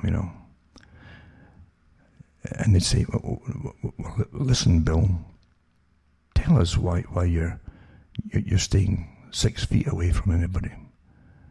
And he said, well, he says there's all these germs everywhere, and I've worked it out mathematically, and he'd pull a big whack of numbers and things and formulas, and he says, I've worked it out that if I stay 6 feet apart, these particular diseases, you see, just hit an invisible wall, and they come right down. Oh yeah. And you say, oh, I see, Bill. Okay. Right. We're all being taught to believe this because some schoolgirl came up with it, and the military-industrial complex thought this is a great way to control folk. They jumped around it and paid money for it. Let me see your computer. Oh, wow, that's fascinating, yeah. I guess maybe Ferguson should use that same one as well. Maybe he's already doing it.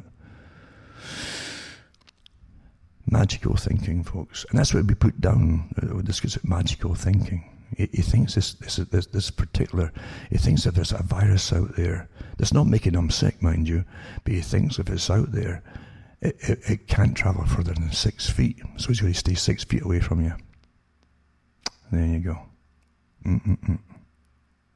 Not amazing. And if you get it, every sign and symptom of it will cover every disease known to man. Common colds, allergies. That's Fauci had that last week, was it? He says, even sneezing is, or maybe having the sniffles, blocked sinuses, or runny nose, one or the other. It didn't matter. Everything covered every base in the middle of the allergy season. Oh, that's just coincidence. Eh? That's conspiracy thinking, that, eh? You'd also get it with constipation.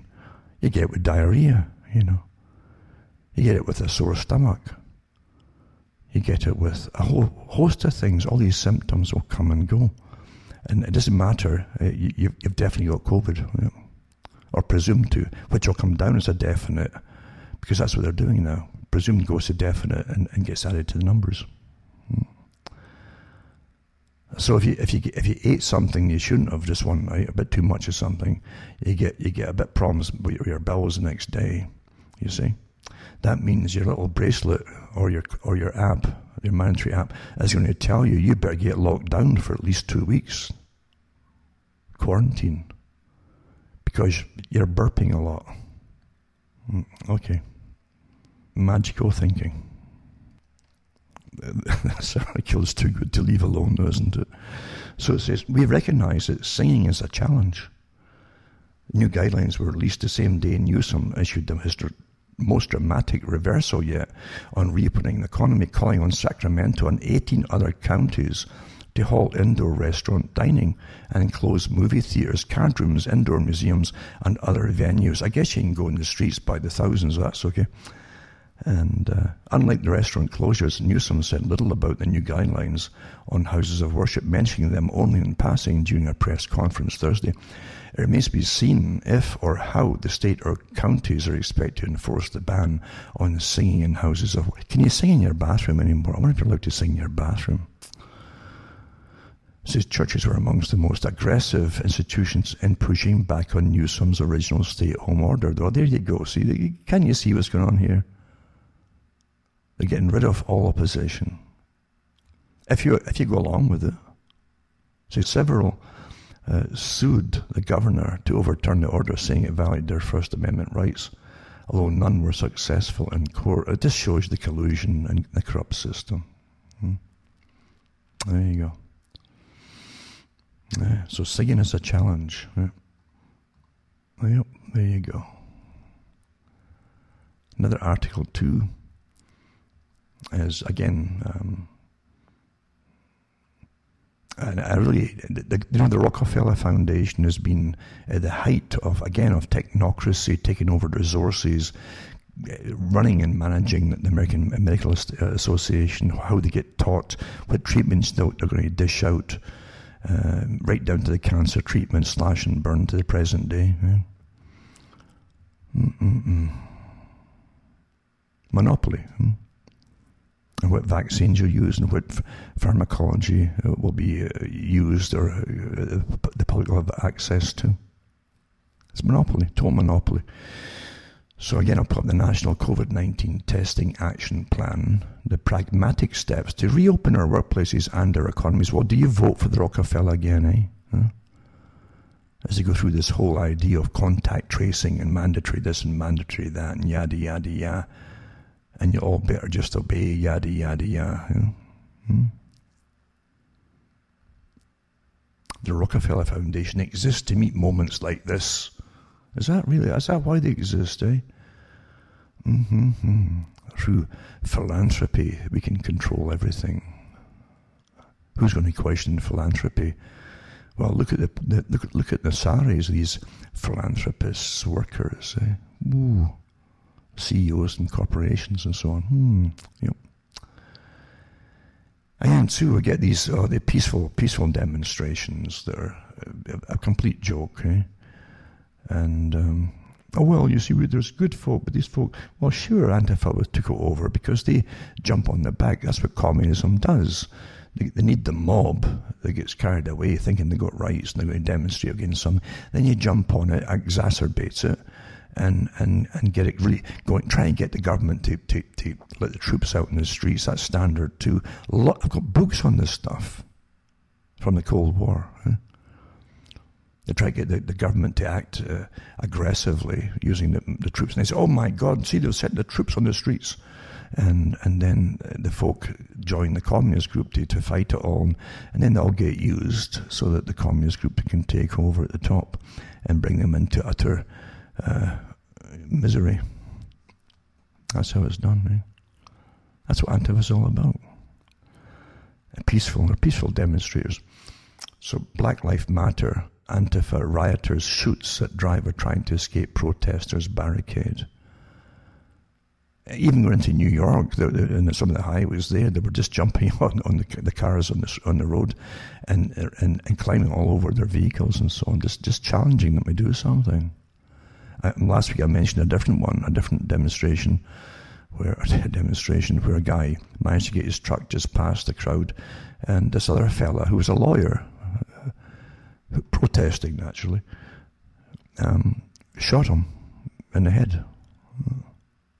peaceful demonstrators. And there's lots of video out there now of folk getting dragged out their little mum and pop stores and beaten up and left for dead.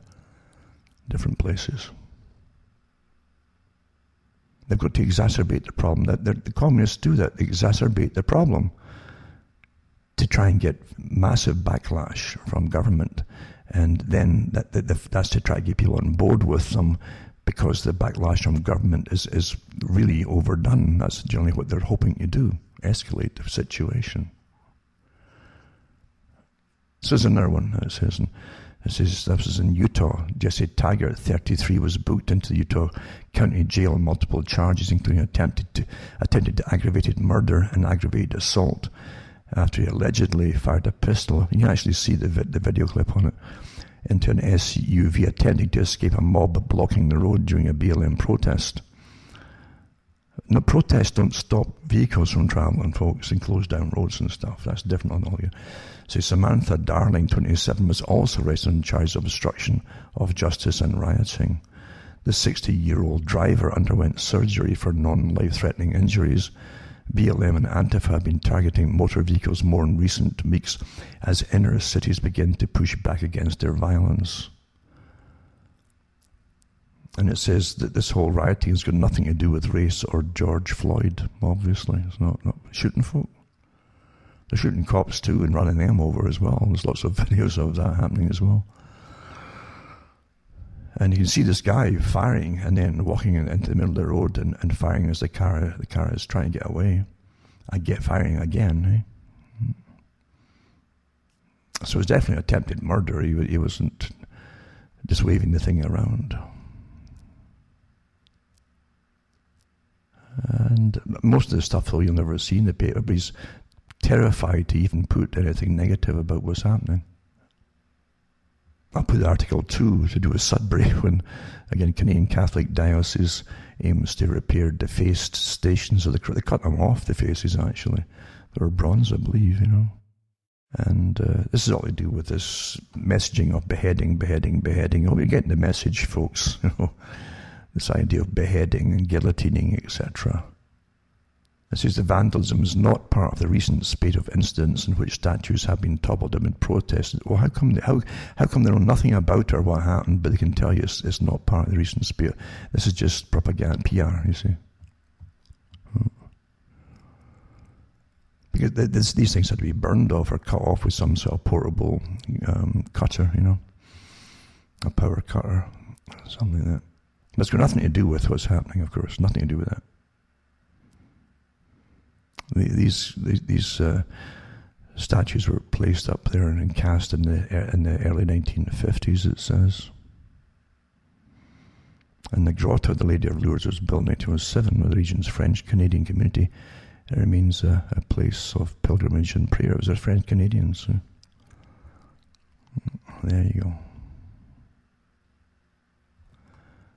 Apparently they did one outside too, put a guillotine outside one of Mr. Bezos' houses in the States. But he wasn't in that one at the time. No, it's... everybody knows about this. I hate to even mention this because it's such a pre-worked out agreement with Ghislaine Maxwell. And how she'd been arrested and all that. I mean, the whole idea is they've been going through, and you all know this, this is such a big, high-profile case to deal with intelligence agencies, foreign ones really, and blackmail, with lots of important people availing themselves of the having sex with young females, especially. I don't think young guys too, but young females for sure. For politicians and important people in different governments and different countries. It's so hot, this could never get released into the press. Who's all involved? Obviously, your countries would fall apart, including all those running maybe all this this COVID idea at the moment. I'm not kidding you. I mean, don't forget too that Bill Gates was pally with Epstein as well. You know that, and it was on his plane apparently before too.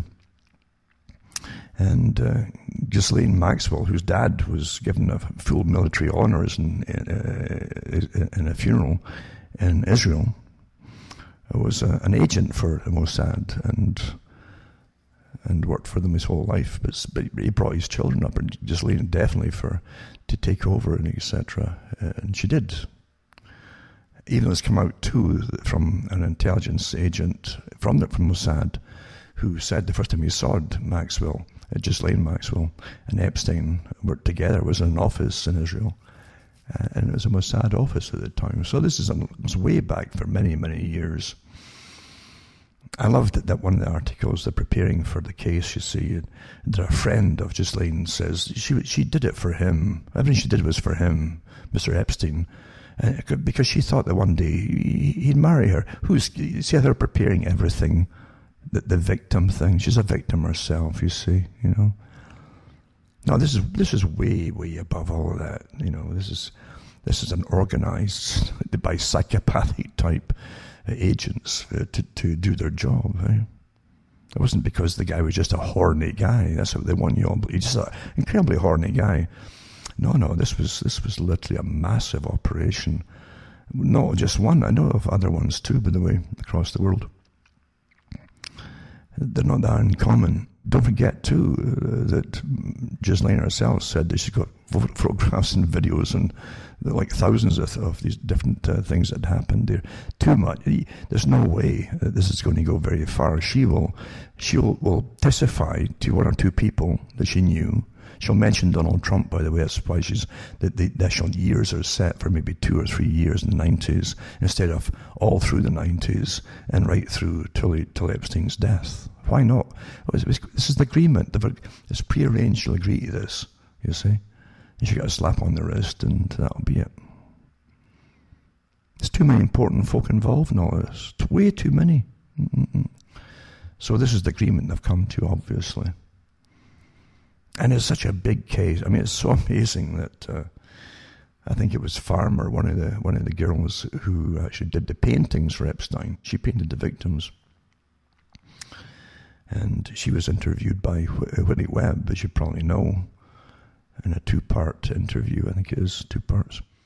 But it's interesting to see that she knew Maxwell too, and Maxwell seemed to be the one who procured the women and trained them, helped to train them, break them in, if you like, to be young prostitutes for all these very important people. But she herself was kept as almost like a prisoner in the Epstein ranch down in New Mexico. It wasn't Epstein's ranch at all, apparently. She said, and I think the first interview, it belonged to this is the name they don't want involved anymore. Get it out, get that name away, Mr. Wexler, because he seemed to be way above. He's the guy who set up Epstein in the first place. He's a big controller. But in the interview, Farmer mentioned that big ranch there, where a lot of it went on too, one of the many places that went on, not just the island, Epstein, but this ranch as well, owned by Wexner. She says this was the house that was used for the movie Eyes Wide Shut. Isn't that something, eh? What a coincidence. Therefore, I'm pretty sure that's what the formula is going to be. It's all prearranged, and she'll admit a little misdemeanor, she'll admit to, you see. And maybe a few of the girls get paid off under conditions that they say no more ever again. And that would be that, you see. But again, if they go after Trump again, it would make sense to go after Trump regardless, because this is a time for re-election coming up in November, isn't it? And the more nails they can get into the coffin, the better. You got to remember too that folk aren't really shocked about this. We're so jaded because this war, using sex, has been going on for an awful long time to help destroy the culture. Obviously, how do you destroy the family unit? Make it impossible not to be turned on by all kinds of things on television, movies, and you're brought up with it. And of course, you got a generation raised with pornography now. It's pretty well guaranteed that very few folk will ever stay with a partner for any length of time. It was like that in my day too, when I was young. They were really pushing it then. But it's sped up until it's normal fare, until literally you got grandmothers and great-grandmothers who watched the 40 Shades of Grey, is it 40 or 50, I can't remember, and which is S&M, interesting, S&M, sadomasochism, into sexual play, so supposedly, for entertainment. That's the mildest form they can give you, is entertainment, and that TV type category. But the whole idea of young is getting pushed as well. You've got movements now with, they call it, it's not this young attracted to, it's like, it's beyond this young, it's pedophilia is what it is they're pushing for as well. And they're joining the usual big group of it all.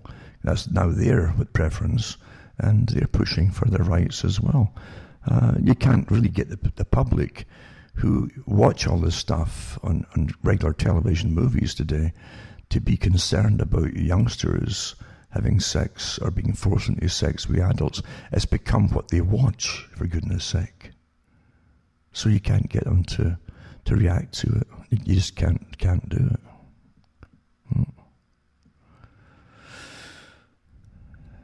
You understand, when children are not safe in society, and it's taken for granted that they can be used like this, there's nothing left to save in your society. It's going down the tubes fast.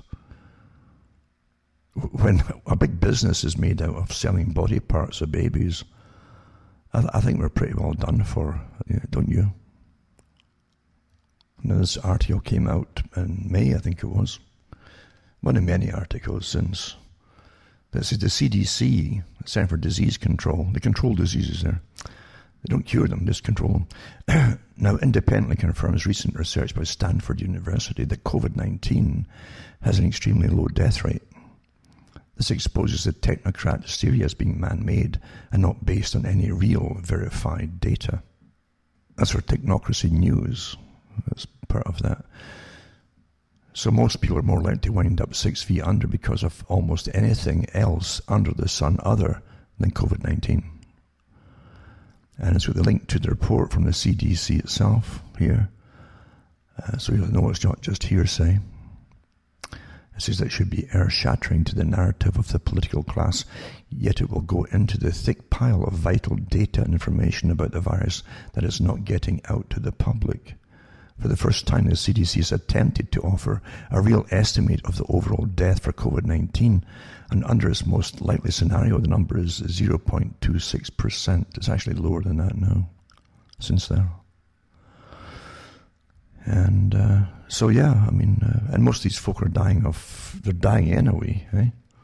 We all get there, folks. When this thing started, the way they put it out, you think folk had never died before. There's people dying every day of the week, every week, every month, every year. That's what happens. As youngsters get born, folk die. That's what happens. But we're being so separated from they're looking after our own families as they die, etc. That death is getting to be a more remote thing until it's your time to die yourself. Huh?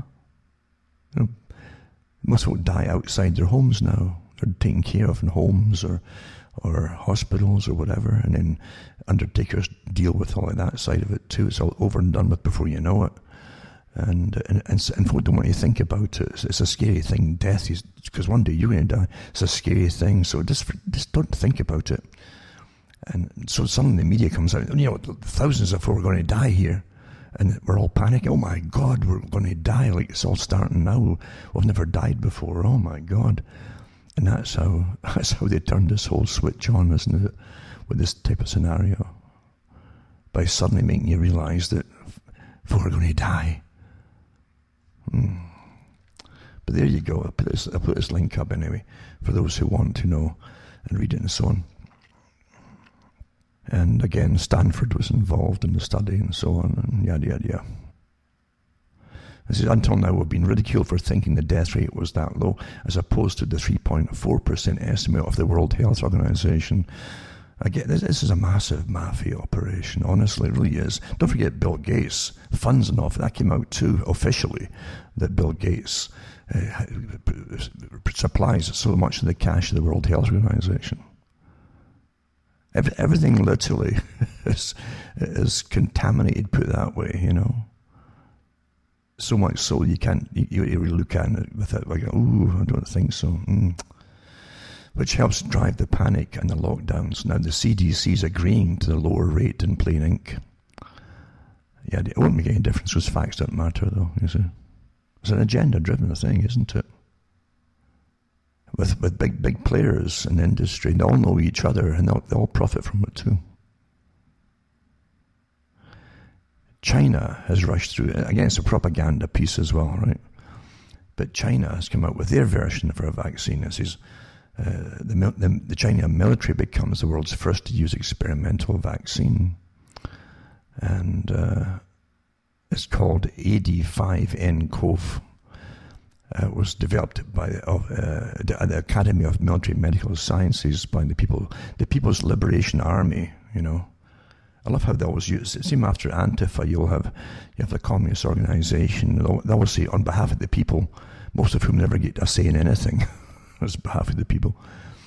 Major General Chen Wei and vaccine company CanSino Biologics. So there you go, vaccine company, I guess they're sitting pretty. The PLA maintains a catalogue of special drugs, and Ad5nCoV gets added to the list, can be used in case of a major outbreak. And vaccines using alternative technologies are also being explored in China. And there you go. So the first phase is to give the trial vaccine to small groups of people. They're doing the same thing in the States with something. In phase 2, the clinical study is expanded. The vaccine is given to people who have characteristics such as age and physical health, like those for whom the vaccine is intended. And phase 3 is a widespread trial where the candidate vaccine is given to thousands of people and tested for efficacy and safety. Well, that's impossible because it can take a few years as a follow-up to see if any negative things happened, like become hypersensitive to different things and terrible allergic to things as their immune system goes kind of haywire. That's what happened to mine a few years back in the 90s. Many vaccines will move on to a fourth phase where formal ongoing studies continue after the vaccine is approved and licensed. It can take years, which also is wonderful because then it means you need to have your bracelets on and your apps and your phone and your annual boosters for years, you see, and studies for years, like a lab rat. Eh? Oh, you need more of it now. It's not working with the dose you got, so we're telling you to come back in and get an extra strong dose of it now. Eh? So the World Health Organization reported clinical trials underway for 17 vaccine candidates. That's big money, eh? 7 of which have been developed in China. At least one vaccine developed by Oxford University.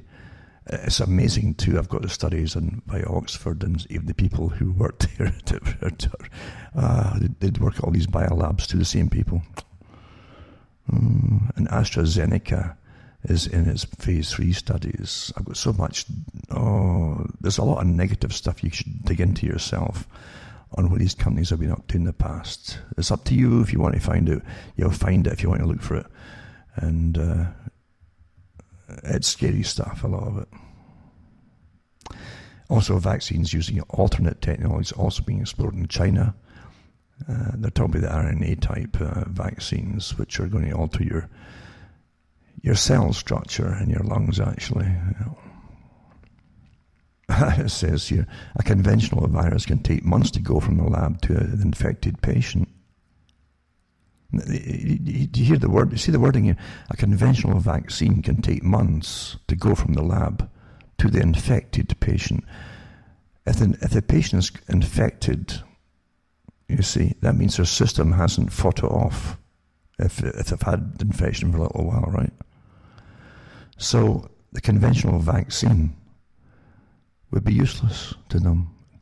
The conventional vaccine is meant to stimulate your system to attack it and let your own body produce antibodies. Well, so if they're giving it to someone who's already infected by it, it wouldn't stimulate anything to produce. You've already got the thing to stimulate your body, which is the virus itself originally, right? You're supposed to give the folk who haven't got the infection yet. That's the idea. Anyway, it says they also involve growing the virus in large quantities, which poses a biohazard risk. What do you think, eh? The RNA vaccines, right? This is where the gate stuff and all the ones in the West are going. The RNA vaccines require only a small amount of the target virus used for gene sequencing. And once this is done, the sequence can be sent electronically via computer anywhere capable of synthesizing the vaccine. This cuts the production time from months to as little as 1 week. The world may have to wait as the vaccine race continues, but the spread of the disease has not stopped. Well, the more they test, the more they find there's new cases. But you'd find if you picked other viruses too, by the way, you'd find that millions have got it. If you wanted to test for other viruses, they're harmless. So the more you test, the more oh my God, if you get any symptoms, no. If you feel ill, no. So it goes. There you go. And with this one too, they'll tell you it's mutated, you see, before you know it, and it'll keep mutating. And that means we've got another every 6 months we've got a different vaccine for you. They can play this game forever. I hope you understand it. It's meant to be used forever, and it will be, by the way. If you don't, just say that's enough. Welcome to the neo-Marxist Church of Holy Wokeness. That's woke, W-O-K-E. And it's a church that places riots over revivals and conflict over unity. And it says here that at a Black Lives Matter protest in Cary, North Carolina, a white woman takes to her megaphone saying, "We repent on behalf of Caucasian people," she shouts, as she calls upon the crowd to kneel before two black pastors seated before them on a park bench. Several audibly weep as they bow in obeisance, you see. Obeisance, it says here. At a church in Atlanta, Dan Cathy, CEO of Chick-fil-A, had genuflects before a black colleague while shining his shoes in a ritual atoning for the collective shame of being white. In Washington, D.C., thousands kneel at the foot of a monument to Martin Luther King Jr. in penance for the sins presumed to be endemic to the race. On the streets of New York, as a black man approaches numerous white women and demands that they bow and apologize for who they are, dozens comply as he videotapes their confessions. Democratic leaders wearing the priestly garb of Kente Stoles kneel in religious surrender at our nation's capital. Evangelical churches, too numerous to count, post laments on their websites mourning the unjust fabric of society. They call on those who have light skin to confess their sin of willful obliviousness and plead indulgence for the assumed immorality that comes with their class and color. As his theological seminary presidents issue decrees that talk of confessing systemic racism. It's amazing how these are the same slogans around the world at the same time, boom, and the presumption of evil that is resonant in various shades of melanin. I guess that's the atoning, but that's the melatonin. You atone with the melanin.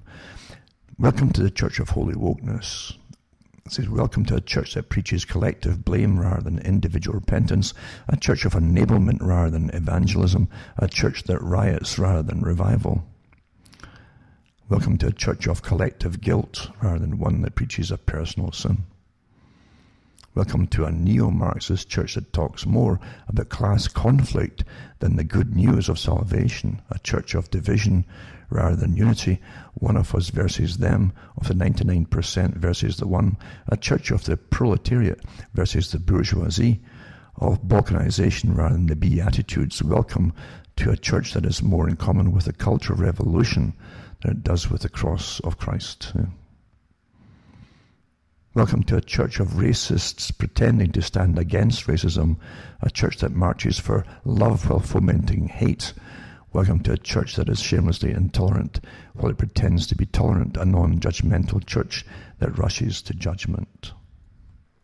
And welcome to a church that categorizes people by the color of their skin rather than the content of their character. Welcome to an affirming church, a church that tells you you're born that way rather than you must be born again. Welcome to a church that bows before men while standing against God. Welcome to a church that worships what it sees in the mirror while denying what it reads in the Bible. Welcome to a church that has exchanged the truth of God for a lie. A church that worships the created rather than the Creator. A church that has been given over to a debased mind and reprobate heart. It's a church of intersectionality over the inerrancy. Pay attention to its high priests.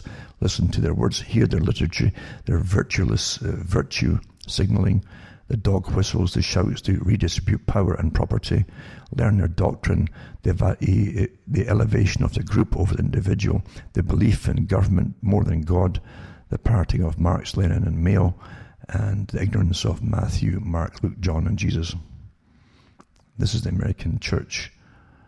America's church is the church of group guilt. It's the cult of holy wokeness. It's nothing short of a new religion, one that demeans men, degrades women, sacrifices children, elevates revenge, and encourages blame. This is a church whose leaders' minds are dark with confusion.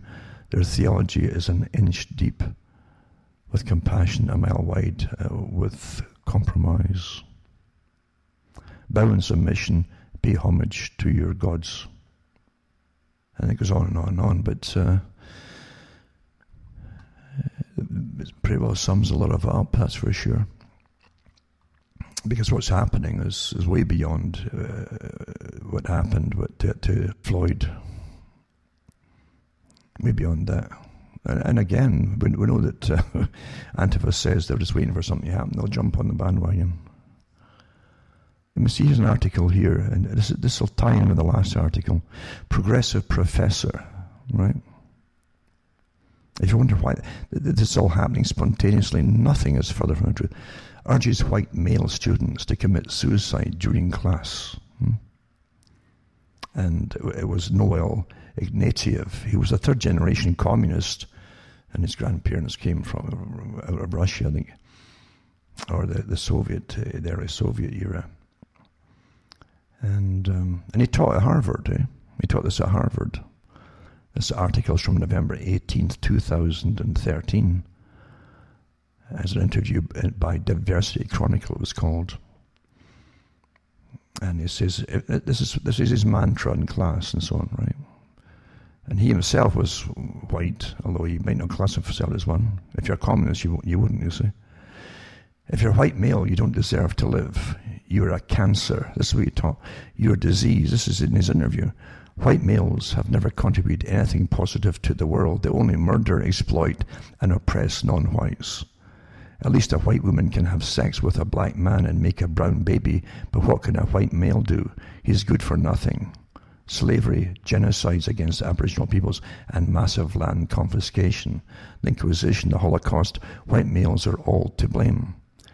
You maintain your white males' privilege only by oppressing. He's the guy who came up with these terms, by the way, who invented them. White male privilege. Only by oppressing, discriminating against, and enslaving others. Professor Noel Ignatieff, a tenured professor at Massachusetts College, loudly proclaimed to his class last Monday his final teaching day before retirement.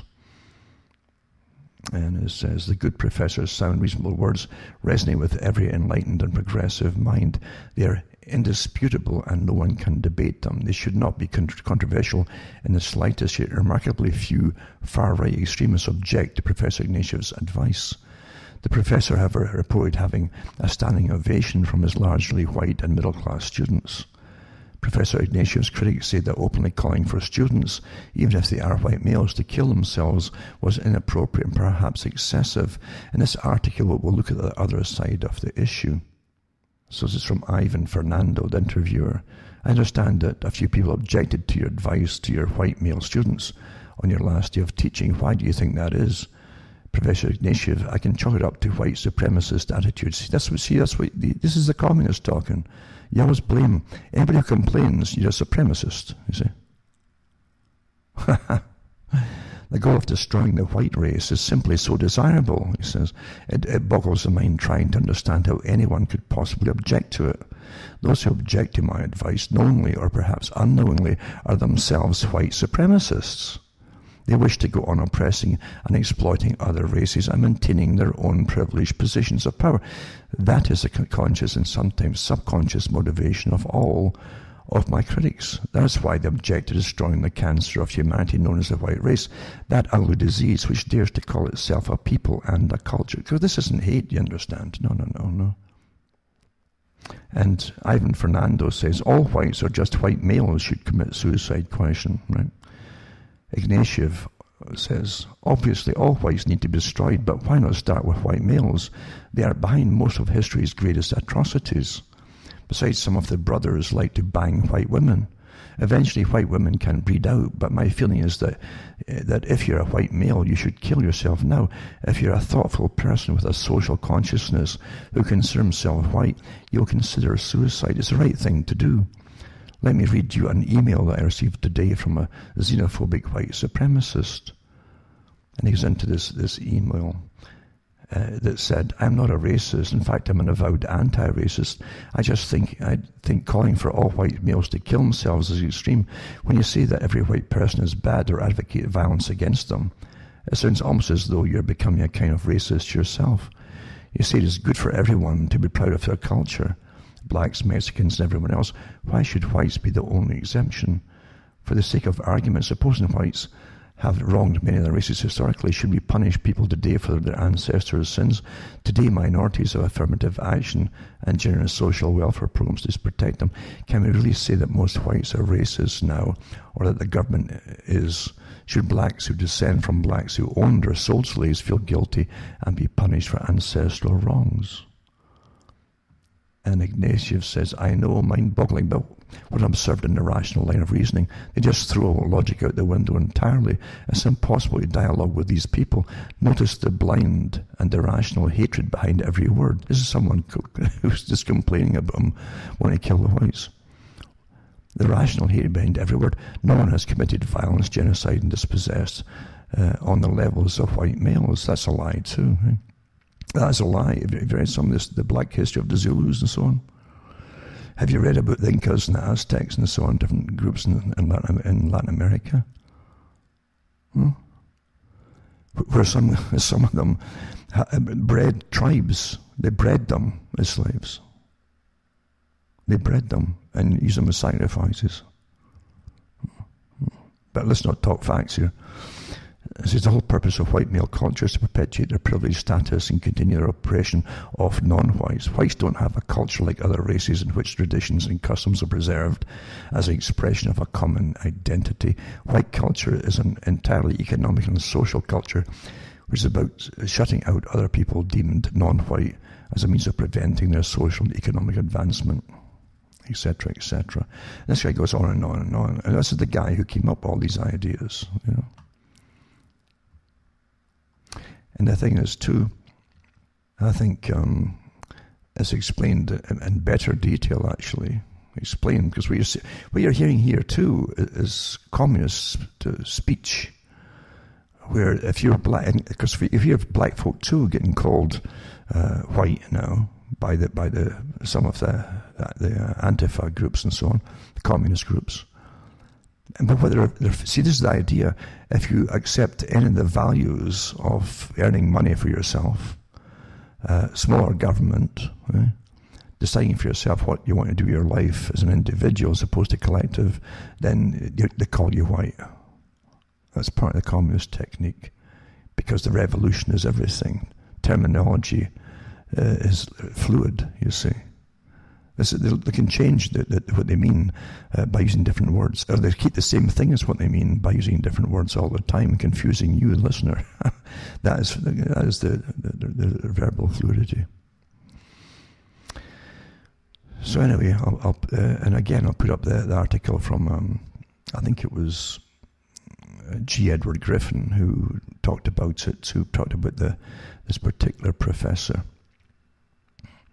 And explains all that in greater detail for those who don't quite understand. Nothing comes out of the blue by itself here, folks. You're living through an amazing agenda. This article, too, goes back to Noel Ignatieff. What I was mentioning, too, about what he's talking about, white. You know, should all kill themselves and commit suicide and so on. The origins of the black neo-Marxism. This is the article that explains it. It says Noel Ignatieff was a white American Russian Jewish origin, former Harvard professor who is considered to be the father of numerous radical black movements in America. He's the person who introduced the concept of white privilege and who called for white women to breed out while calling for white men to kill themselves. However, he wrote, white does not mean white. White in radical parlance means anyone of any race, creed, nationality, color, sex, or sexual preference who embraces capitalism, free markets, limited government, and American traditional culture and values. Since the 1960s, all communist revolutionaries have known the maxim, the issue is never the issue. The issue is always the revolution. That's why the two wings of the Democratic Party, the white Antifa and the black BLM, work together as one. They understand that race may be the apparent issue, but the real goal is communist revolution under the banner of socialism. So white doesn't just mean white, remember. Although he did mean that too, he really believed that. Really amazing, isn't it? But you've got a whole generation grown up with this stuff and indoctrinated, and using your tax money to indoctrinate them for this very event in this very time. And the parents were also dysfunctional already with the war and the family and the war and everything, the war and culture, that it's all happened, has come to fruition. It takes steps. This is the Fabian tactic. Time, indoctrinate, time, stir up, destroy, time, and then once you've got the right generation, let it go. And that's what's happened. It's the global reset, remember, the reset for the WEF, to bring in their new system of sustainability and, true austerity, where you have to get rationed because of the coming famine and no work and all the rest of it, you see. There you go. Also, I've got poll shows that only 17% of Black Lives Matter protesters are black. 17%. And that's from Forbes. The Pew Research Center survey found that out of 615 respondents who attended a protest or rally related to race in the past month, the vast majority were young and 79% leaned towards the Democratic Party. The survey showed that only 17% of the Black Lives Matter protests were black, 46% were white, 22% were Hispanic, and 8% were Asian. So it goes through it, and they split it into further categories as you read on there too. And but there you go. I mean, well, it doesn't surprise me at all. They've trained a lot of folk for years for this, through universities and associations set up in universities to recruit them all. And out they come. Yeah. They're given the order to go ahead, and they go ahead. Man who crashed the gate where Trudeau lives faces 22 charges, it says. And a military reservist, this is Canada, right, who allegedly crashed his truck through a gate on the grounds where Prime Minister Justin Trudeau lives, was charged with 22 crimes Friday, including weapons offences and uttering threats. And apparently Trudeau wasn't there at the time, or his family either. So, the RCMP Deputy Commissioner Mike Duham said Corey Huron had several weapons when he was arrested Thursday. Declining to comment on the motivation of Huron, a 46-year-old on-duty member of the Canadian Military Reserves, who also has a gourmet sausage business in Manitoba. The man had a bail hearing Friday and was remanded in custody until July the 17th. And they've got mainly on possessing restricted or prohibited guns and weaponry and so on. Careless use and storage or handling and blah, blah, blah. And he was acting alone, they think. They said before the incident, a post on Huron's Grindhouse Fine Foods, this is his company, his little company, Facebook page showed a meme of a large outdoor party that would supposedly occur after the COVID-19 lockdown, and it directed people to look up Event 201.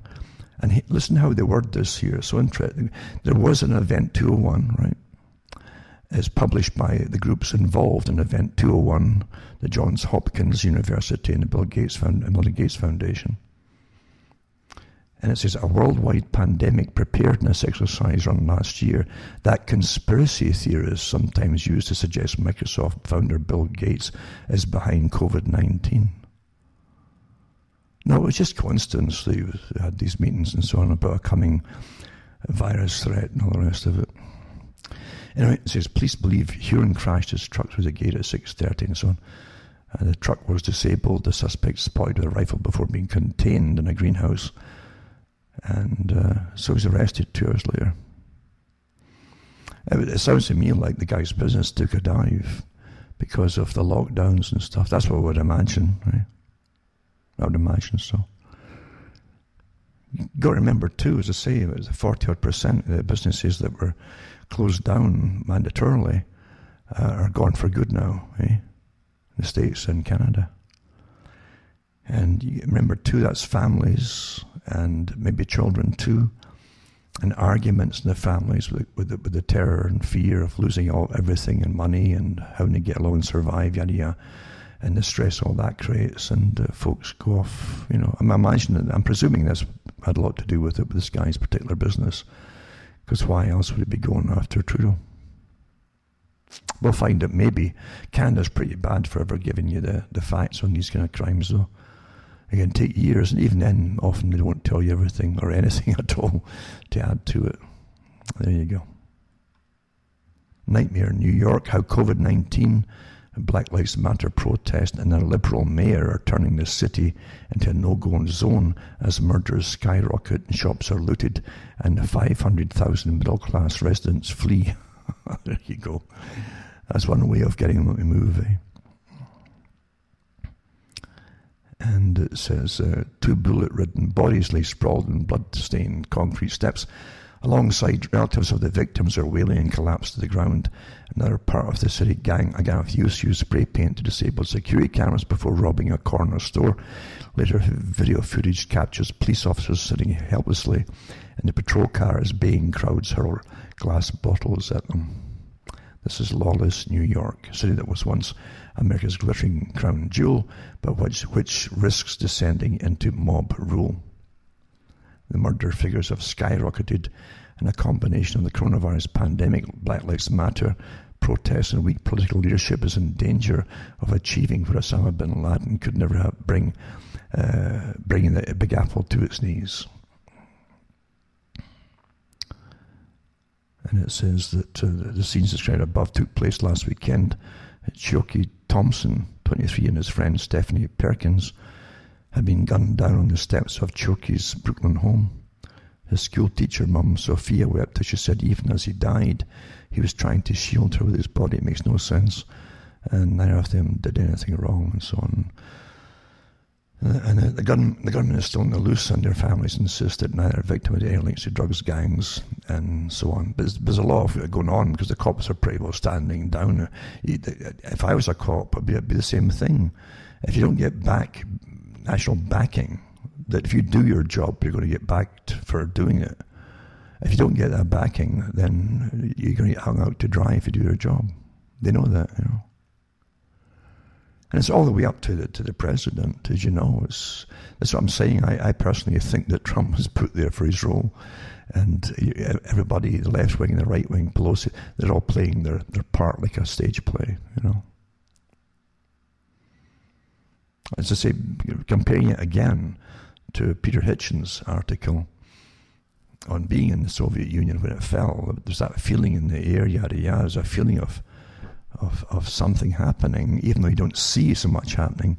There's obviously a lot of communication going on to stand down for the Soviet Union, and that's the same thing you saw happening with this whole thing. It was prepared, it was like pre-planned, as far as I could see. And Trump says an awful lot, but he doesn't do anything.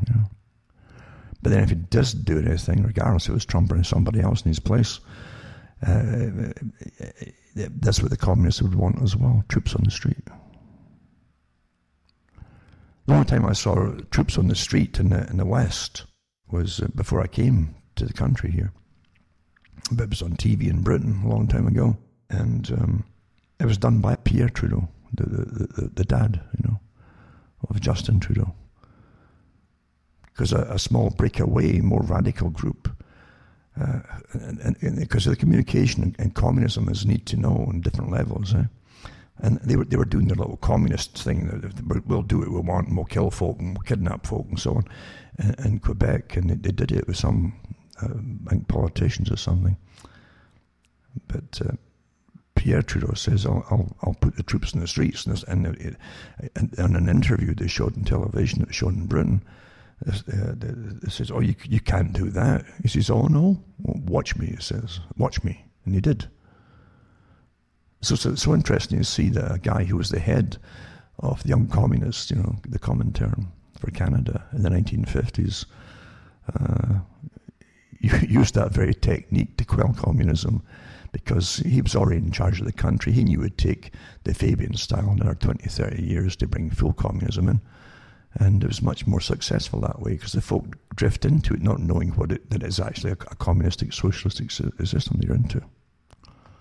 Don't forget that it's not, under communism or socialism, it's not meant to arrive at a goal and that's it finished. It's under the dialectical process. You start off with your ending, you've got your thesis, you see, antithesis and synthesis. Once you hit the synthesis and you've achieved your goal, because that was your plan to get to there. How do you get there? You need an opposition, blah, blah, blah. And you get to synthesis. Once you achieve that, you go on to the next step, and you start a new thesis. And then until you're constant change, constant change, until you're so sick of all. That's what they had in H.G. Wells' movie, Things to Come, and the book form, Things to Come. So that the descendants of the original masters, the Freemasons of the air, they call themselves, these scientists that created a new society for the world and took it over, and used science to go and progress. In the actual movie version, you see that the folk are so sick of change, constant change, they want to stop and have a breather or something, but nope. They want to go on and on and on. This evolution, this forced evolution, you see. That's what communism is. And then this article, it's astonishing that Portland, Oregon, right?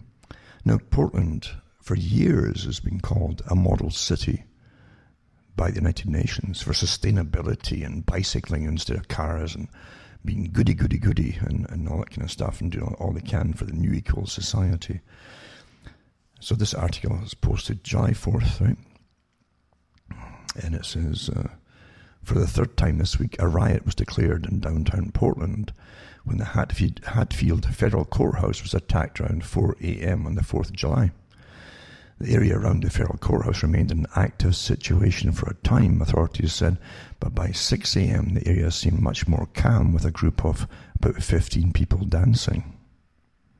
Is that before the fire or after? I don't know. Crews clean up the mess. So they got a picture of the crews clean up this all a mess and so on. So the incident began when some demonstrators, launched commercial-grade fireworks. You've probably seen these things that come out like flamethrowers from the spot where the elk statue was until it was removed earlier this week after damage from protester fires. Set fires under it. Then but protesters, they just set fires. I guess protesters need fires. And then around 11 p.m. Friday, demonstrators from the Justice Centre marched to Waterfront Park, then back again 45 minutes later to the area of Southwest 3rd and Salmon and Madison, police said. Shortly before 1 a.m., protesters began throwing rocks. Why didn't they call them rioters at the start, instead of keep calling them protesters, at the federal courthouse, and then firing commercial-grade fireworks towards the Justice Centre, police said.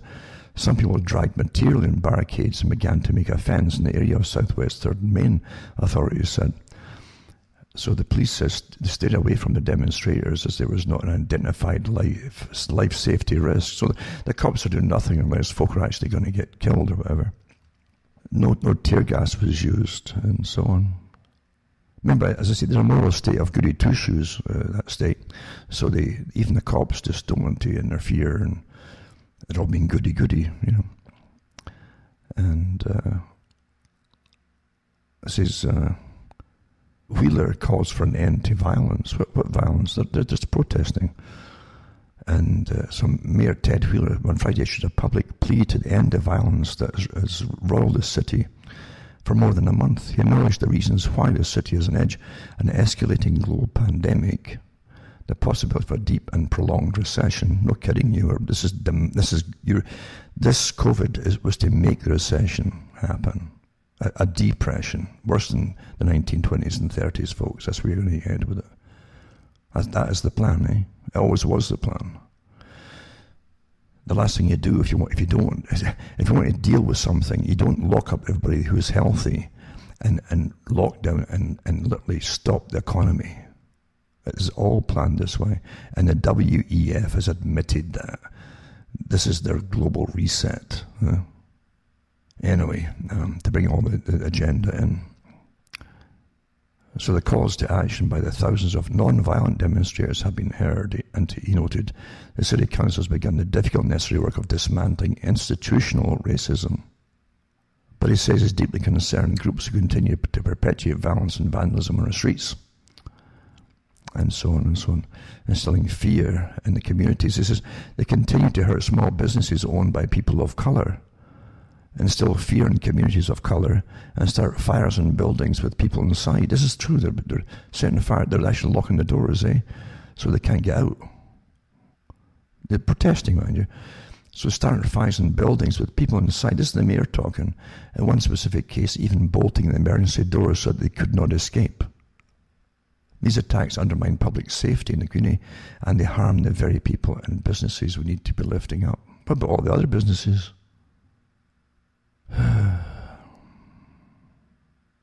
And this is how PC it all is in Portland, right?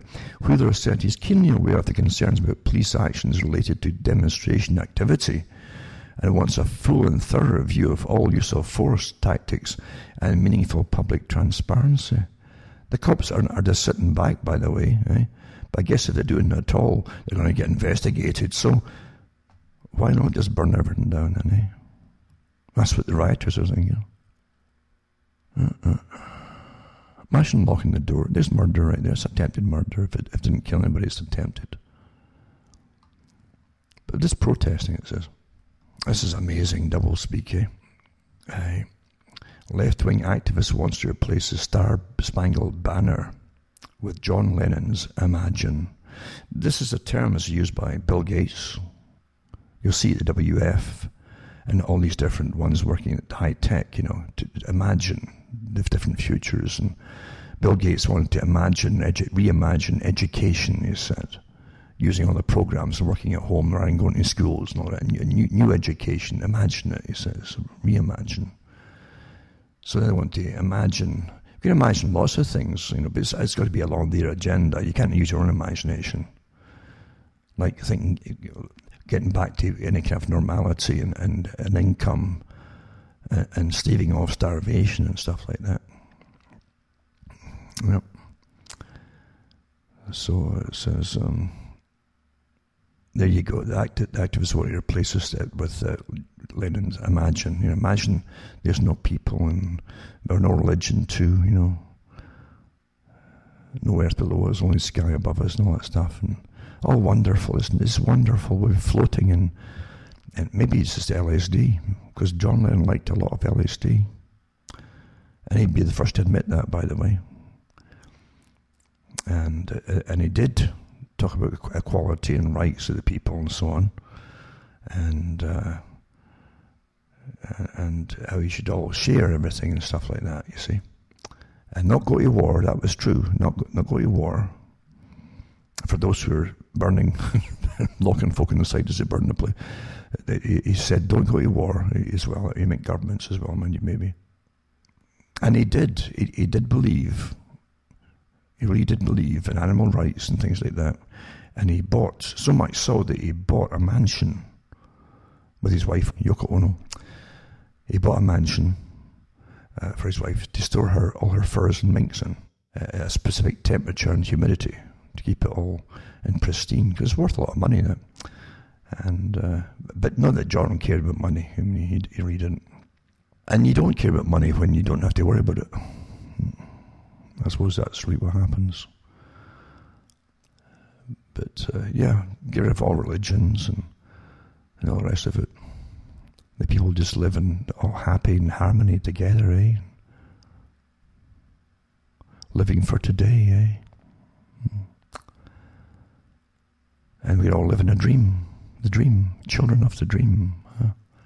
That rings a bell. And I'll put some of these links up for those who want to go through it if you want. Most folk can't handle too much of this kind of stuff, mind you. And I understand that. I do understand that. Because it's rather, as I say, heavy man. It's very heavy man. And then you've got this one here too. And by the way, I should remind you again to go into cuttingthroughthematrix.com. It's awfully important, I keep saying it, because I have to get through it as well. It's like everybody else, and keep all my sites going and replace equipment and so on that falls apart and breaks and overheats and over time, and that's what happens as we use it all. And it takes money just to live, and I don't live in any I live way below the normal standard of most folk, by the way. I mean way below it. Way below it. Very few folk can live like I live, actually, in this day and age. But regardless, I need enough cash to keep ticking along here. So remember, go to cuttingthroughthematrix.com and find out how to donate money to me or buy books and discs. And you can find out how to get it to me. And hopefully I can just keep on putting this information out for some time yet. We'll wait and see what happens. Because things don't look good at all, does it? Because as I say, the WHO and the meeting I mentioned earlier, WHO with the European Commission that they had at the beginning of the talk, they actually go through ways to shut everybody down. And it also came out at the Event 201 how to step-by-step shut people down and shut them up, maybe down, even arrest them eventually if they won't stop. And you're seeing the totalitarian measures getting carried out. And these are totalitarian. This is the true fascism that seems to be missed by the folk in the streets that are rioting. They seem to be oblivious to what really is happening behind all of this. It's going to affect them too. Quite something, right? So go into cuttingthroughthematrix.com and send some cash my way. It'd be greatly appreciated. Thank you. This article says UN reporting on torture of Assange banned from corporate media. And that's by Ray McGovern. This is Niels Melzer, UN rapporteur on torture, belatedly learned that Julian Assange was being tortured. Meltzer came to realize that he had been misled by the news about Assange and the establishment media, so he did his own investigation. And he didn't believe when he started off that Assange was getting actually tortured as such, right?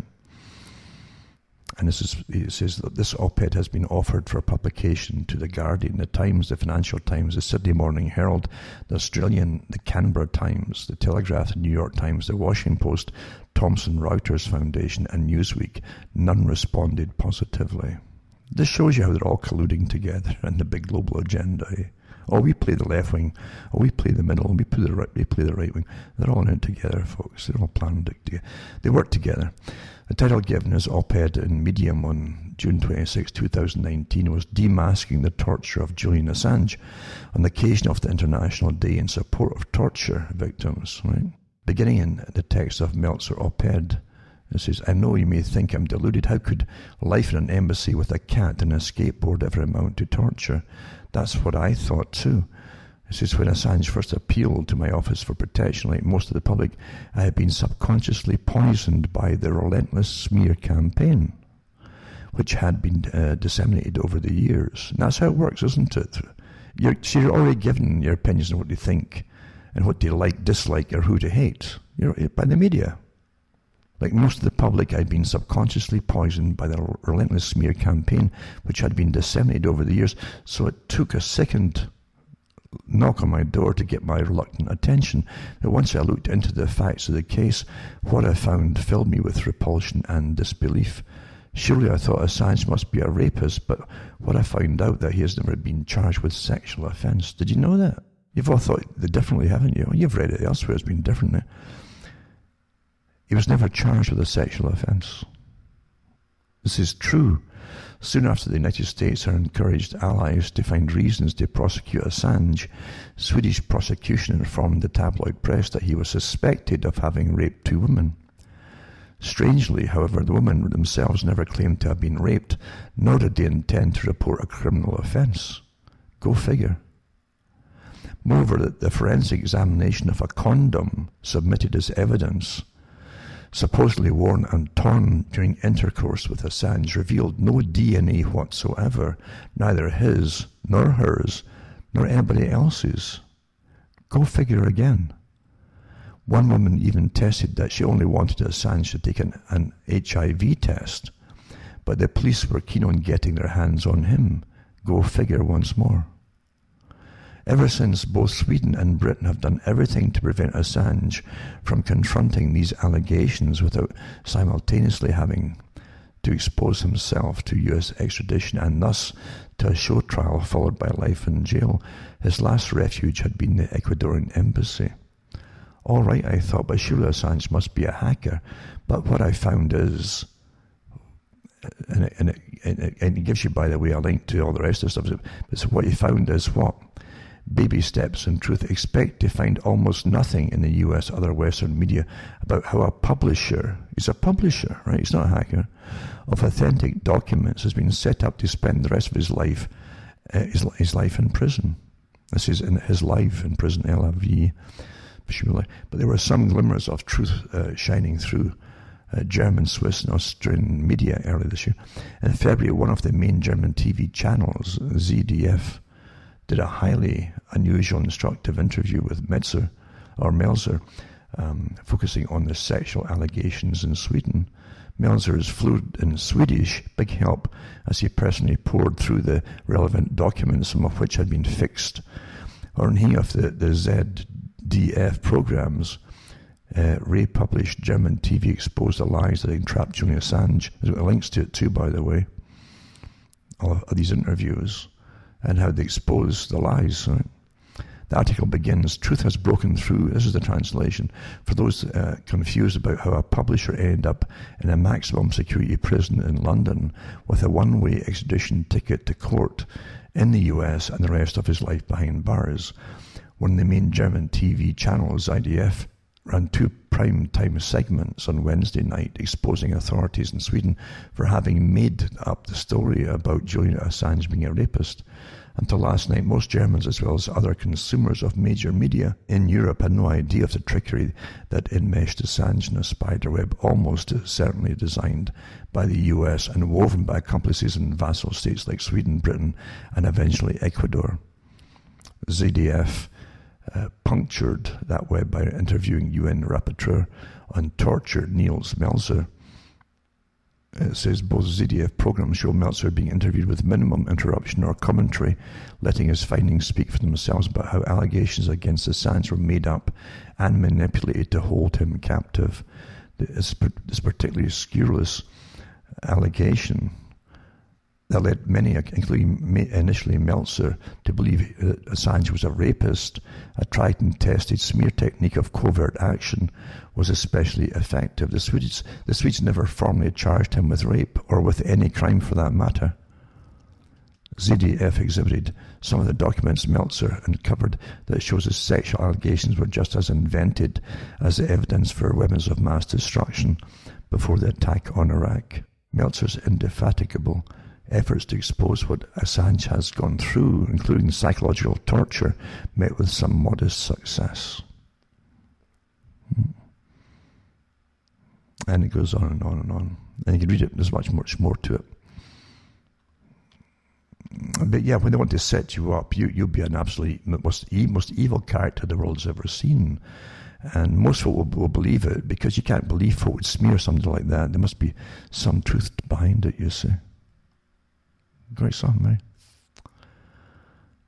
And it's a lesson too. The reason they got him was a lesson to everybody else, every other reporter out there, that if you don't stay behind your allocated little area, they'll come for you too and do the same thing. And that's you finish, destroy your whole life, at the very least. Another article too, as I say, don't get so sick of this relentless COVID nonsense, eh? COVID-19 cases continue to surge in the south ahead of July 4th weekend as Florida hits 10,000 daily infections, but death rates do not rise. Well, experts say the battle is not over in New York and New Jersey. Imagine that, eh? But the death rates don't rise, but more folk are getting tested, you see, so the more they get tested, the more they find out folk have got it or have had it, one or two. That's what happens when you keep testing more and more folk, you see. Yeah, there you go. That's how it works. Also, I mentioned too that before, and I mentioned too that Foxy Fauci, I call him Foxy Fauci because the man obviously is so up to his eyes and compromised deals, etc. his whole life long with big companies and his own companies as well, and very lucrative indeed. They decide who gets contracts, who doesn't, and what's going to get pushed and who's not, and that's a lot of power, folks, believe you me, for the big mobster companies that run the drug industries. Gilead's remdesivir, he promoted Gilead, right? He was everything else he poo-pooed until Gilead says we're ready. He says, well, so it'll cost, this is what it's going to cost the taxpayer for each patient, right? With our patients with private insurance, $3,120 for each patient for a course of it, right? So it says anyone who's covered with programs like Medicare will be charged $2,340 for a typical treatment course, right? The amount that patients pay out of pocket depends on insurance income and other factors. We're in uncharted territory with pricing a new medicine, a novel medicine in a pandemic, Gilead CEO Dan O'Day said in a statement announcing the pricing for remdesivir. And mind you, that great effects in other countries with the one made in Cuba. But no, that's just too cheap, eh? And it doesn't belong to these big companies in the States, or actually Gilead's in a different country, I think. Although it did most of its testing in the States before. But there you go, eh? There you go. It says it's an antiviral medication originally developed to treat Ebola and other deadly diseases. Now, whether it worked, we don't know. Eh? And it says, now they're saying after an international COVID-19 drug trial showed that the medication helped some patients recover more quickly, the Food and Drug Administration gave remdesivir authorization for emergency use in treating coronavirus cases. So Gilead is charging two prices for the drug in just one developed country, the US, according to the Wall Street Journal. So we've got two prices for within the US, depending on your insurance. Oh, think of that per patient, eh? Think of that, eh? Big bucks indeed, big bucks. And again, just like the AMA in that earlier article I mentioned by Mullins, he talked about them too, how it started up and how eventually they got the power in the AMA once they merged with through an amazing story too, how they merged with the big drug industry. And then they could advocate what drugs would be sold, which one would be banned. It's quite amazing, isn't it, how they did it all. But it's still going on, obviously. It's still going on, same thing. It's very lucrative, it was an incredibly lucrative area. And like all lucrative areas like that, you got one person in charge of it, giving the nod. Oh, okay. Mm-hmm.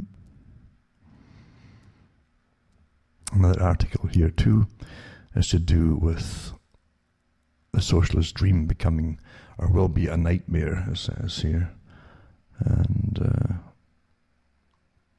it's from the Washington Times. When the democratic socialism comes, we'll deserve forfeiting America's signature equality, not just liberty itself, but our understanding that effort, pride, motivation, failure, and success are as essential to the joy of freedom as the end result. With socialism, effort is secondary. Obscenely taxed workers fund communal support while politicians, lobbyists prosper. Yeah. Scandinavian nations aren't socialist. Well, I think Sweden is pretty well socialist. But the Green New Deal absolutely is. It gives governments total control of industries such as energy, transportation, and healthcare. Joe Biden approves vowing to eliminate fracking jobs.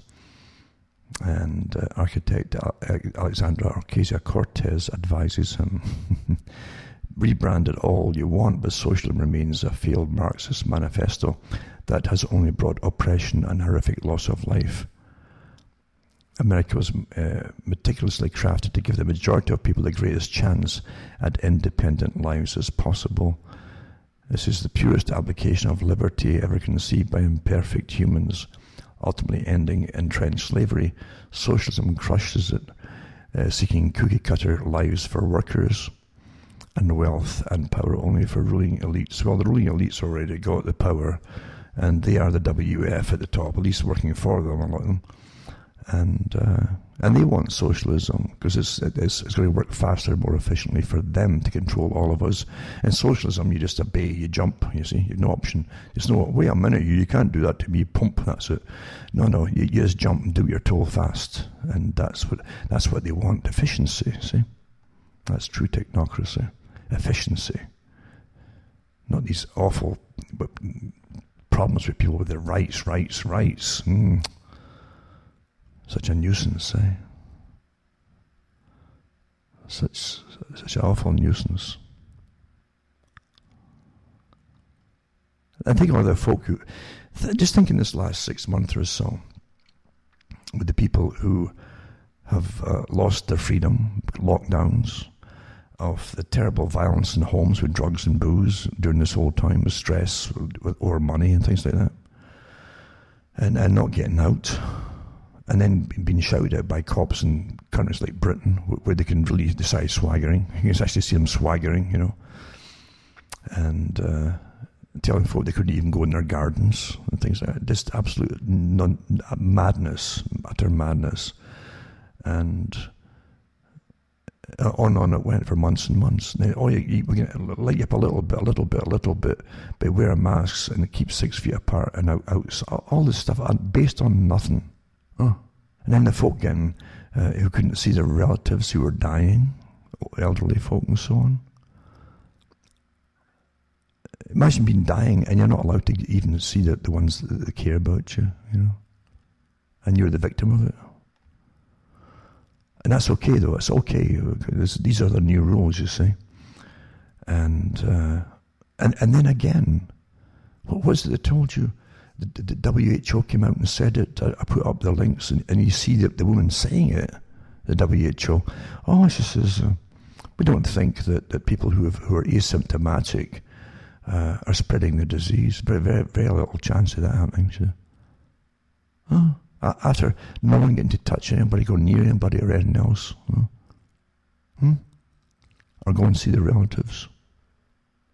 Another article in Britain says that they've found out that a good percentage of the super spreaders in the hospitals in England. Guess what? I mean, did you figure out this? It was the cleaners and the porters and so on, the ones that do all the carrying work and the cleaning and so on, because they go all through the hospitals. They're not assigned to any one little place. Well, you'd think during this whole quarantine idea there would have been different people assigned to their own little areas, but no. So they're going right through the whole hospitals back and forth, bringing food and stuff, you know, and all the usual stuff, and spreading it. This is what they're claiming now through testing different things. As they have to get blame on somebody, because it can't be the officials who planned it all. This whole idea of how you manage it can't be their fault. No, it's got to be the workers, naturally. And then they found out too that I think 20% of the folk who actually contracted it in the hospital because of ridiculous techniques of looking after the folks and so on. Folk who are admitted with not for that reason, and coming down with it. Terrible indeed. It's just incredible what's been going on. And now they find that, well, you know, anybody who's got it in them when they die, even if their heart just explodes with something else or whatever, just put it down as COVID death. And they pad it all, and then they try to say we're going to change our whole lives, our whole way of living from now to suit the WEF forever. because with fudged figures, right, that's good enough to change the whole system. All these fudged figures, which is admitted, even Brooks admitted it in the States. And she said that we have we've got a more liberal way of doing it in the States. So presumed, with just some symptoms of whatever, even I say hay fever is good enough now, and be put down as presumed, then presumed becomes have, and that's it. That's official. You got it. Even though you've not even been tested for it. Then the stacks of tests are completely faulty still, right? Completely faulty. I said at the beginning of this whole thing, you'd better just hiring folk to read tea leaves in a cup, get some psychic women, and have everybody drink tea leaves, loose ones, not in a bag, and they can read it, yet this person is going to, after this tea, is going to walk out of the hospital free of everything, because I don't see any problems and obstacles in their path, you see. Yep. That's as good as anything with all this magical thinking that's been going on. But again, it doesn't matter. There's a big agenda at work, isn't there? A massive agenda. Huge agenda. And nothing's going to stand in its way, eh? Nothing. Mm-mm-mm. Do you realize the planning? It took years and years to get to this stage for the World Economic Forum, who said last year, the public are not listening to us for sustainability. They're still buying and consuming and so on. What if they do something drastic to stop them? Bingo, bingo. That's just conspiracy thinking. It's coincidence they said things like that. Absolute coincidence. Definite coincidence. No doubt about it. Even I've got articles from the WF from even years before it, when they said that they would have to somehow get us from a stage of democracy to authoritarian control by forcing things through undemocratically. But that's coincidence as well. It was just daydreaming. They were doing their own John Lennon imagined thing, how they could imagine a better world of running it all and having folk just jump and obey them. There you go.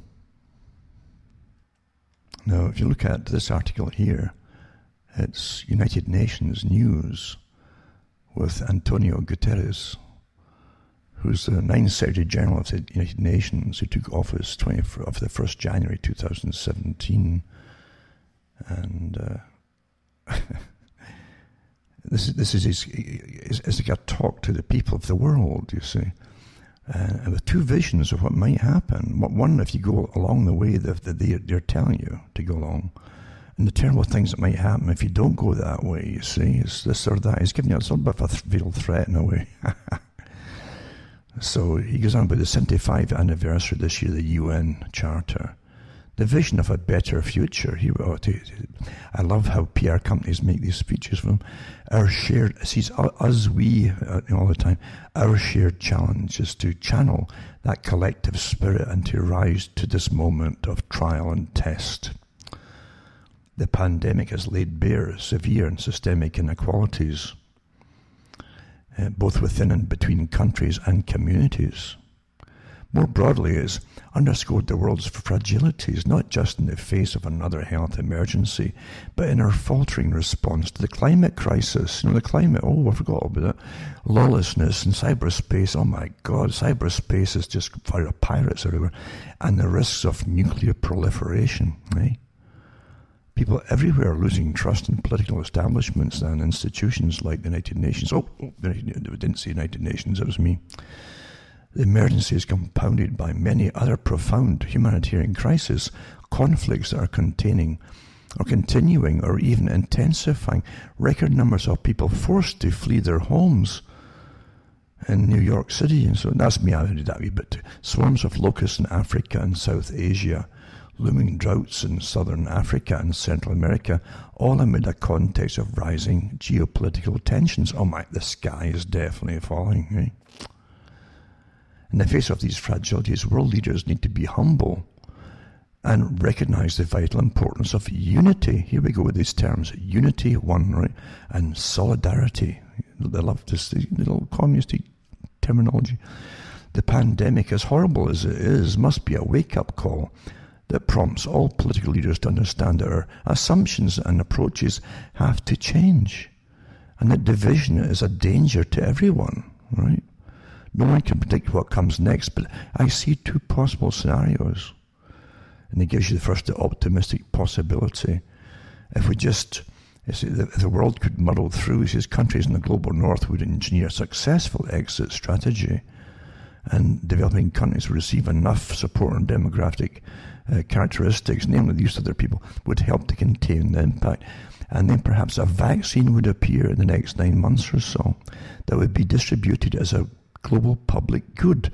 A people's vaccine, that's what it's called. He says it, a people's vaccine, in quotation marks, available and accessible to all. If this happens, and if the economy starts up progressively, we might move towards some kind of normality in 2 or 3 years.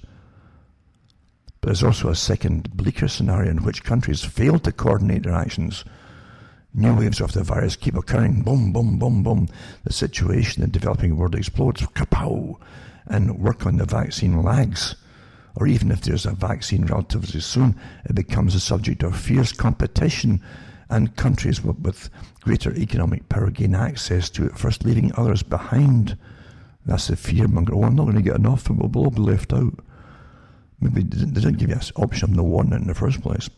In this scenario, we could also see the greater movement towards fragmentation, populism, and xenophobia. Each country could go it alone or in a so-called coalition of the willing to address some specific challenges. In the end, the world would fail to mobilize the kind of governance needed to address our shared challenges. The result may be a global depression that could last at least 5 or 7 years before a new normal emerges, the nature of which is impossible to predict. So in other words, it's all things you've got to all work together along the pre-designed agenda, and it might only be 3 years. So there you go. And again, it brings into it too all the other big corporations that manage our world. You see, we need a network of multilateralism in which the United Nations and its agencies, the World Bank, which is private, right, and the International Monetary Fund, private, regional organizations such as the African Union, European Union, again, these nobody wanted these unions. Trade organizations, which are NGOs, and others work together more closely and effectively, right? So give them more power over us, right? We also need a more inclusive multilateralism. Governments today are far from the only players in terms of politics and power. Civil society, which I guess is the communist movements, the business community, local authorities, cities and regional governments are assuming more and more leadership roles in today's world, right? They never just ask the people what they want. Like, do you ever get a question asking you what you want? You may get a question saying, "Oh, if this and this and this, what would you choose?" But they never ask you what you want, do they? No. They give you you're so limited in your choices and everything. This in turn will help lead to an effective multilateralism with the mechanism it needs to make global governance work. Where you must get a United Nations going, a truly united, a global governance, for goodness sake, eh? Global governance. Remember that thing they keep denying and they keep bringing back over and over and over? You can't do it with individual nations, you know. You got to all go under a new form of global governance.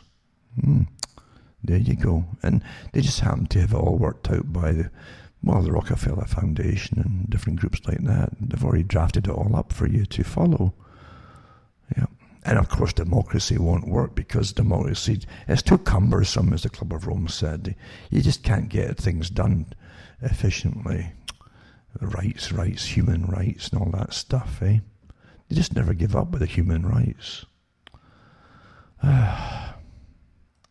Now this article here says sobbing mother stuck in Roche's BLM protest is told the police will not respond to her 9/11 call because it is a sanctioned event.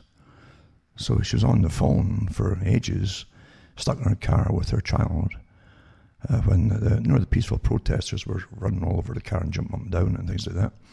And the police were told, the dispatchers said over and over that it was a sanctioned event, so the police couldn't intervene. Eventually she managed to drive through the intersection, get away, and There'll be a little pretended inquiry into it. Nothing much will come from it. But this has been happening all over the place right now. I was a bit skeptical at first when folks said that folk driving into New York City, for instance, were literally, you had swarms of them jumping onto the roads, and then as the cars slowed down, jumping onto the cars. And so that's a tactic they've been using. Now, what's happened now is that when they start jumping on some folks' cars, especially when it's getting dark, the folk in the cars get terrified and will race the cars through, and then before we're getting knocked down. I mean, wouldn't you panic too when you know what's happening? This is chaos, and it's not been managed well, and everybody knows it's not getting managed well. It's been planned this way, I think. I really do think so, with the collusion of governors and so on. Definitely in a lot of states. And without the backing to back up any kind of police involvement, right from the very top, from the president, It's just astonishing. Plus all the people in the military who came out without being asked to come out or even do anything, and saying that they wouldn't back up any, basically Trump's orders if it came to that, if it actually came to the crunch. Again, I mentioned last week too, so many of these so-called retired generals are fronts for the big military-industrial companies, and they're on the payroll with the ones. Some of them have got names of the companies they actually work for, well rewarded and so on, and they want to get the wars across the world really started. Understand too that what they'll see it as with the strategists and so on is that with the countries looking at America right now, you get all the symptoms of indecision from leadership, all levels of leadership. Definitely, that's what you see. They're seeing weakness when you see this kind of thing happening, and rioters, well-organized communist rioters, seemingly having their way. Then and governors joining the crowds and so on, is etc. Not just to protest against cruelty to any different group, but to actually to overthrow the system. That's what they're joining. They're communists, basically, some of these governors. And again, COVID comes to a total end, which means it's a farce. It's the most politicized disease ever. It can just switch itself on and off depending on who's in the streets and what they're doing. But that's how outsiders will see it. Weakness, you see. And it's interesting, I must admit, that during this time, China is making moves, as you well know, to show its strength militarily, including with the borders with India, crossing borders to see how far they can get, and then getting pushed out again or leaving. But it isn't over yet. But this is what you get when the main power of this become the world policeman for a long time and lost that position through different agendas, not because it was weak. But when it actually appears to be weak, then that's when other powers start making their moves to show that they're ready to fill some gaps. That is true. That's what it's just like bullies, in schoolyards. Who's going to be the chief bully and take over, and everybody kowtowing to them? That's what countries tend to be like. Really, it's nature, and that's how humanity is, and that's what happens. So. It's not good times, but when you see generals literally backing down, even when they haven't been asked to actually deploy troops against the rioters, but pretending as though they had been ordered to, and they're refusing. This is how it comes across in the media. That's how it comes across to people outside the country, and that's really bad marks for. I don't care who you are, or what general you happen to be, or what military-industrial complex you're taking money from, and your retirement or semi-retirement. To put out that kind of message, I don't care who the head of state is, for the country. That's bad, as I say, bad form. That really is pretty bad stuff, regardless of who they are that's in. Really, And that demoralizes those underneath them too, naturally. It really does. So, we'll see how far it goes this time.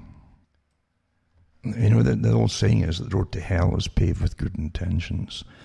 But also sometimes when the good intentions prevail and you know you're going to hell, then you know it's a bit of a different agenda perhaps. But you read an article like this, that the LA City Council passes motion to replace police with crisis response for non-violent calls. That sounds nice, you know. And you see a lot of sense in it at times as well. So the Los Angeles City Council passes motion Tuesday, and it would replace the police department officers with unarmed crisis response personnel to be assigned to non-violent calls for service such as neighbour disputes. Now, every cop knows that non-violent calls and neighbour disputes can escalate in seconds into nightmares. And that's within homes and with neighbours, you know. But this is the motion introduced by Councilmember Herb Wesson and 5 colleagues is on 15-member council would instruct the chief legislator and analyst and the city administrative officer with assistance from Los Angeles Police Department and the Los Angeles Housing Service Authority and cooperation with the Los Angeles County Department of Mental Health. Now, a few years ago, I did articles on how they wanted to bring mental health specialists in with police departments to check on people's. They want everyone evaluated. That's you too, folks. You know, evaluated from young age onwards. In Britain, had Girfec for Scotland and one for England, a different one for England, different name. Same thing. A government appointed social worker type would come to every child and basically grow up with the child, or the child would grow up with them with visits for years, up to the age of, I don't know, into their teens, to make sure that the right kind of thinking about all kind of topics, and they would be tested regularly to see, and anything that was detected, like they weren't quite happy with this or that group or whatever, they'd have to go in for readjustment. Well, that was part of it then, was the mental health. If we just get the mental health to come in now, and that way, you see, they don't have to charge you with anything if you've been a bad person, like politically bad, or you've maybe even you've voiced a thought, eh? And you didn't have your face mask on, so you saw your lips move and they could figure out what you were saying to yourself. There you go. So then they could take you in for readjustment, you see, without having to go through a criminal court case. See, mental health's got that bypass into the bin, you see. So here's another way to do it. Isn't that wonderful? Like, isn't it amazing how all the agendas that were put on hold because folk complained are getting introduced for different reasons, but it's the same agenda, folks. And the same thing's going to come out of it. Absolutely, hey? Absolutely. So mental health and other relevant governance services providers to develop an unarmed model of crisis response that would divert non-violent calls for service, mental health crisis and so on, substance abuse, neighbour disputes, etc., away from the LPD to the appropriate non-law enforcement agencies. Well, guess what? I know in Britain when they were trying that a few years ago, they tried that, doing it with social workers, then mental health would go along with them, and behind them are always the police waiting to go in. And that's how it really goes, folks. Right? Psychology, psychiatry, all involved in bringing you up properly to make sure that you're, adjusted for the community. With all the common thing, you all think the same things about the same things in the same way, and have the same conclusions, and you'll be much like clones of each other, really. You see, that's a perfect society. That collectivism. You have so much in common with everybody you know. You won't have silly conversations like, what do you think of this thing? Because you'll know what they think of it. It's the same as you. And that's what Bertrand Russell says too. You won't even have to ask people because it says you'll all be the same anyway, you see. But that's where we are. That's collectivism. It makes the ones at the top really happy because it's more efficient. Because they'll know that nobody's going to object when they say do this. You'll all do it at the same time. you'll just obey. Isn't that wonderful? This brave new world, eh? Hey, just so wonderful. But when you've got a COVID thing that everybody's going to get, it goes through everybody until you get herd immunity. And most folk don't even know they've had it. They don't know, you see. It's like being guilty of something when they say that now, eh? Oh, I didn't know I had it, you know. Oh, yes, you did, you know. Well, I never knew that. It's kind of like a guilt thing. Remember, you got that in George Orwell's 1984, where he's taken into, it was the Ministry of Love that tortures you. It's always the opposite of what they say. And lo and behold, he meets his next door neighbour, and his next door neighbour says, oh, you wouldn't believe it, what happened. He says, I must have been talking in my sleep. It was my daughter that found out. The children always turn on the parents, you see. Again, you always train the children to hate the parents and the older folk and their cultural revolutions, you know. And she heard me. She says, I didn't know I was a criminal, a thought criminal. And I said something, and thank God she found me in time, she says. Thank God she just found out, and she praised her. And it's the same with, I didn't know I'd had the COVID. Wow, imagine that.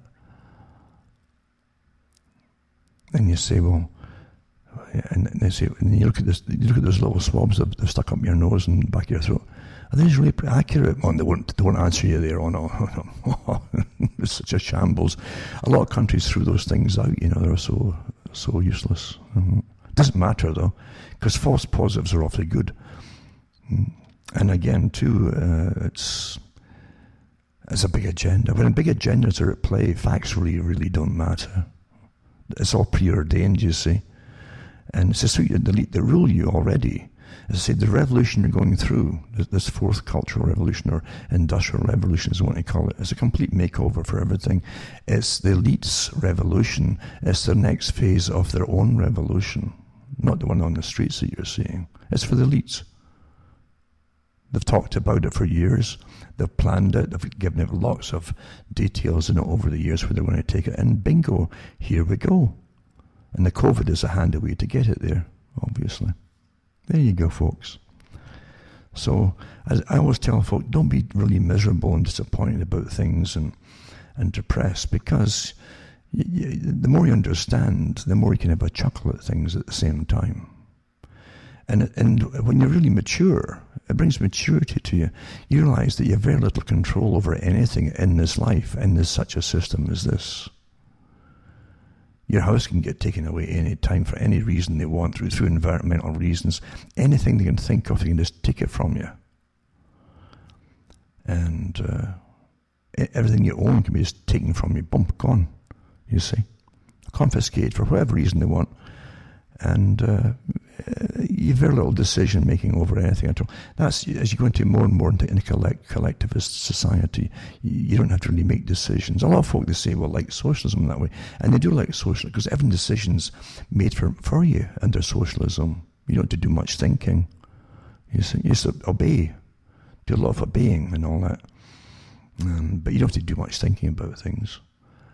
And do you realize that the toil of thinking that wears you down, all these choices and decisions to make and so on, is taken from you, and you can just be a child forever, because the unknown betters that rule the whole world are making it all for you. They're taking that heavy burden of responsibility of making decisions for you, and you can just go and play forever if you had anything to play with, or money to play with, or a home to play in. I mean, it depends what they leave you with, you see. Yeah. They might put you into big communal centres. They talked about that years ago for sustainability, like huge buildings or long hut-type buildings in a huge communal eating room. They talked about that, and I used to do the talks on that too when they came out with their articles, and how you'd have communal food and communally fed, communal kitchen would feed you, make thousands at one time, like big canteens, and we'd be all in it together for the greater good, you see. And there you are. Doesn't that sound wonderful? Eh? Walking in amongst, from a mass of people outside and to a mass of people inside, like all little insects together. and eating everything and seeing the same millions of folk that all slurping away in front of you as you're having your dinner. It just makes you feel warm all over. Yeah. That's your wonderful, austere program for the... But, well, hey, they're keeping us safe. Don't forget that. The vision for us all. Safety. Thank goodness these folk exist. Now, they'll be awfully even richer than they are, and they're awfully rich now. But hey, they're worth it, aren't they? These folk came out of special wombs, you know. You came out of a common womb, but they came out of special ones, guaranteed for fame and fortune. There you go. We should look up to them. And with the big star-making machinery that all backs them up and tells us over and over, they're such geniuses. Worship them. But, well, we should be thanking our lucky stars that they're here, right? So remember, folks, go to cuttingthroughmatrix.com. Send a few bucks my way, hopefully. And I'll certainly try and keep going with the articles as best I can. And I'll be doing actually shows shortly, I think. Going back into some radio shows at least. And over the years I've had stacks of offers over. I generally kind of turned them down, but maybe it's time to go back into some of them at least. And I'll try and do more. Because these are very interesting times. And this is really history in the making that we're living through at the moment. It truly is. And you're living through it, and you should be writing your own experiences with it. Because it's so important. That's real history, not the stuff that'll come out afterwards when it's been revised and authorized, completely different and fabricated. So remember, send a few bucks my way at cuttingthroughmatrix.com. And I'm Alan Watt from Ontario, Canada. So keep safe and don't give up, whatever you do. It's good night to me, your God or your gods go with you.